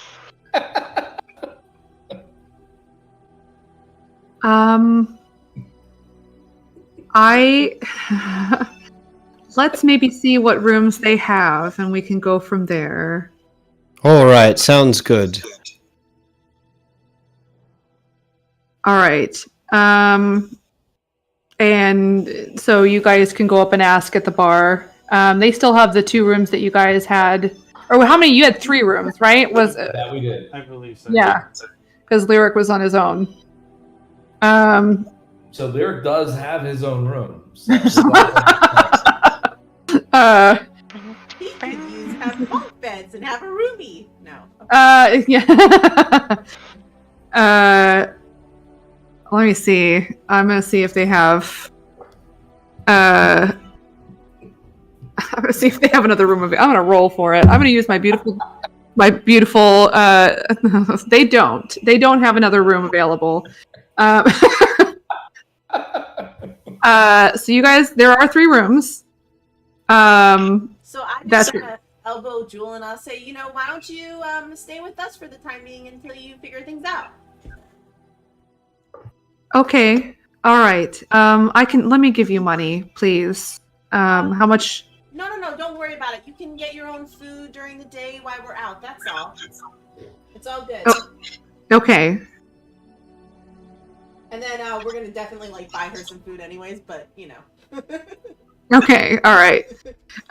So it's 5. I don't know. I mean, you guys can just continue to do Ildor. You've got those books if you want to read those at all. I need to hand out musical instruments. Oh, there you go. Oh no. what's Yes. going on? Although I didn't know Jewel was gonna be here, so I'll get another one. But in case that we have some, anything musically that we have to just do, I got us things. So she's gonna hand the pan flute to Locke. Okay. The drum to Indy, Okay. and then All right. the bagpipes to Ildor. Nice. Elmore looks Oh, at the bagpipe and just looks at you and looks at the bagpipe and looks at you and says, "Thank you." I think. Yes. I figured, look at this majestic musical instrument. It's got such a personality, just like you. I just think that Clearly, this- of all the instruments, this is the one that's suited for me, and I really appreciate it. I think the Thank drums are you. very cool. she's got the tambourine and she shakes it. Oh no. Okay. I don't know where I thought that was going, but that's not where I thought it was going. I like it though. Where did you think it was going? I thought that I maybe thought that Locke was going to get the bagpipes. Yeah, me too. I don't know was if hoping for it. but I love that it's Ildor. He figured out a way to like have fire shoot from it. That would be Okay, so here was my thing. I don't know if you've ever seen the videos of the dude. I think he's like in Portland. He Yes, rides the yes, unicycle. yes. Okay. Oh, It gives me such Ildor vibes, and so that's why I was like, bagpipe, oh yes. shit, that's cool. Well, I'm happy that anything in the world gave you Ildor vibes, so I'll just take the bagpipe, thankfully. Yeah. Nice. okay. So anything else you guys want to do before you go to sleep tonight, or do you just go to sleep tonight? Oh, that's a fantastic gift, by the way. Yeah. I spent a couple more hours working on my magic. Trying to get all my spells ready. Yeah, sure. You can, if you're, I mean, you can roll one more time, see if you can get that. I'm sure, unless you go ahead and roll. Arcana, right? Or intelligence or whatever. Yeah, intelligence. 20. Okay, yeah. You have the last spell, so you got all your spells now. Awesome. Anybody else? No, I don't think. Oh, I'm gonna give some flowers to Jewel. Just be like, just put this in your hair. You don't have to do it tonight, but at least tomorrow when we're not here and you're just going around town, just have them in your hair just in case. It keep the little evils away. Okay. And she'll put it in right away.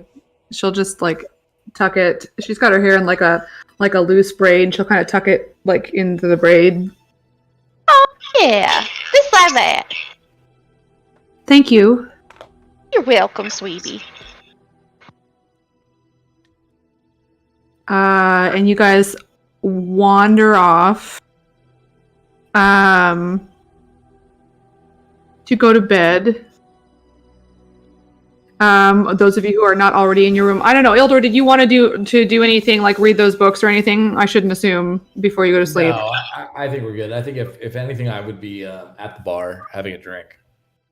Okay, so you stay down at the bar. Jewel stays down for a little bit too, and she kind of like, you're not hanging out specifically, like just kind of by herself for a little bit. And eventually everybody goes to bed. I will say, how late do you stay up, Ildor? Not super late or very late or what? You know what? I'm feeling it, so I'm gonna hang out at the bar. Inspired by his bagpipe. All right, so Jewel will go up before you. That's fine. That's Lyric, there is a knock at the door. Yeah. And okay, yeah. So Yes. Hello. sure. So you open the door, or well, no, are you just speaking through the door? I'll open the door. And it's Lyric, or not your Lyric. Just kidding. It's Jewel. You see yourself. No, Jewel is standing outside, looking a little nervous. Hi. Hello.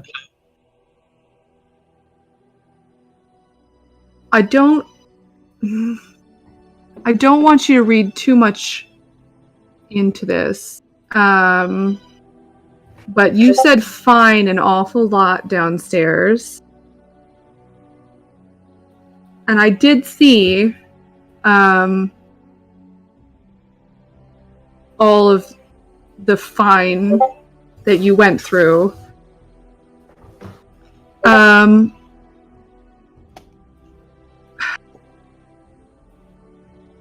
And then she'll just like, I mean, she's going to go in for a kiss. It's up to you what you do, but like,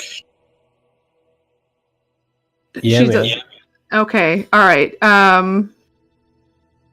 So it's up to you kind of what happens next after that, but at the very least, she gets in maybe a little bit later than the girls were expecting.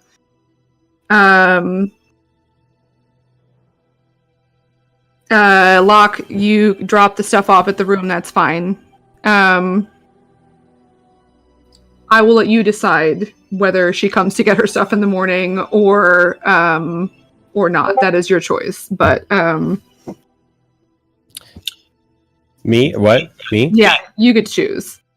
Oh, no. I mean, she's welcome to stay if she'd like. Okay, so she just kind of, I think that she would not necessarily like anything like super exciting would happen, but I think that she would just enjoy kind of being close, knowing that you guys are going to go away again. So I think she was very off-put when you just like announced it in the middle of the bar. Yeah, and then it is nighttime and it is morning. So you guys get up in the morning. Girls, Jewel did not ever come back to the room. Coralyn wakes up and does those eyebrows. Indeed. Those eyebrows. What could you possibly mean? Yeah, Indy just kind Well- of nods like, yeah. Like, yeah.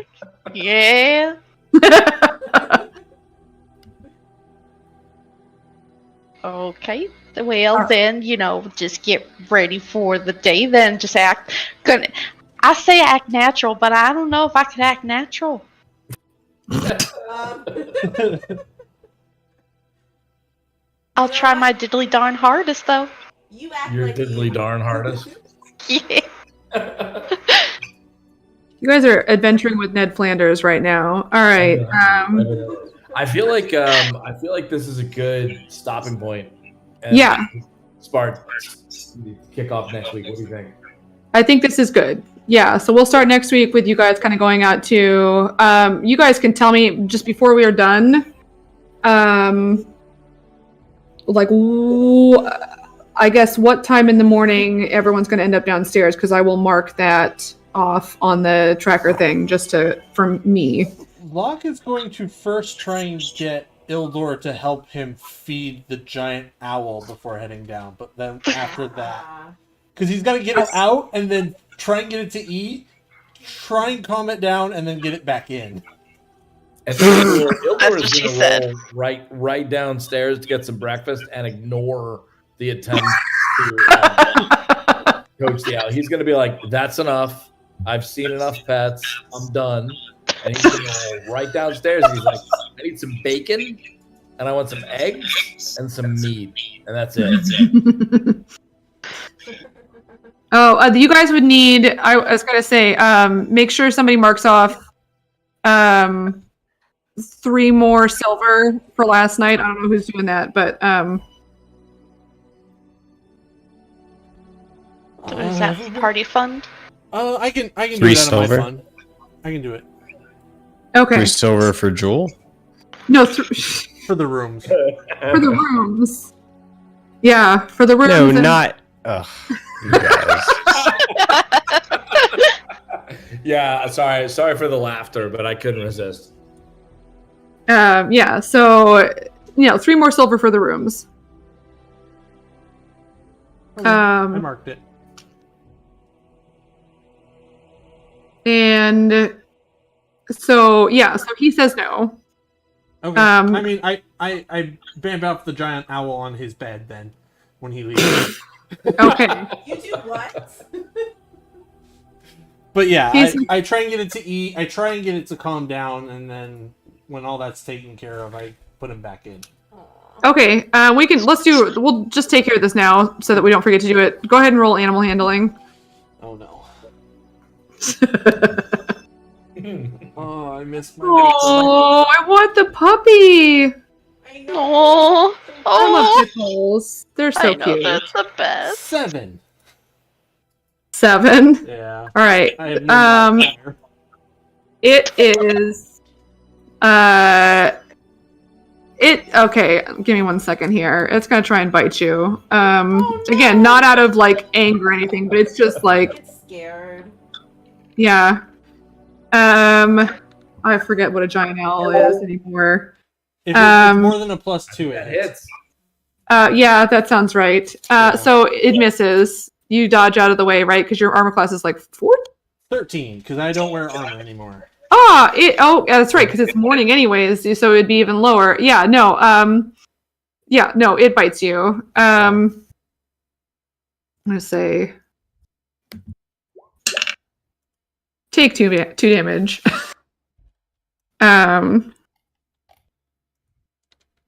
But No, eat this, and I hand him some. I put food in its mouth as they get it off me. yeah, okay. It eats.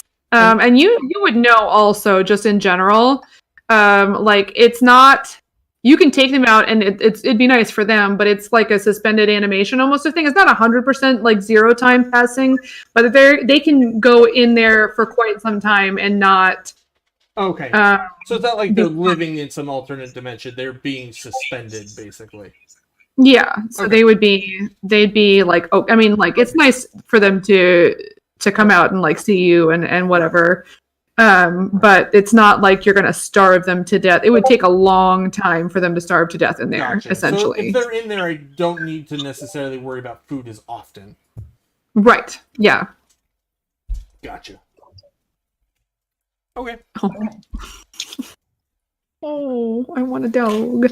Okay, all right. So that we'll leave off there. I'm gonna say it's like later morning-ish, like 9 or 10. I'll put it at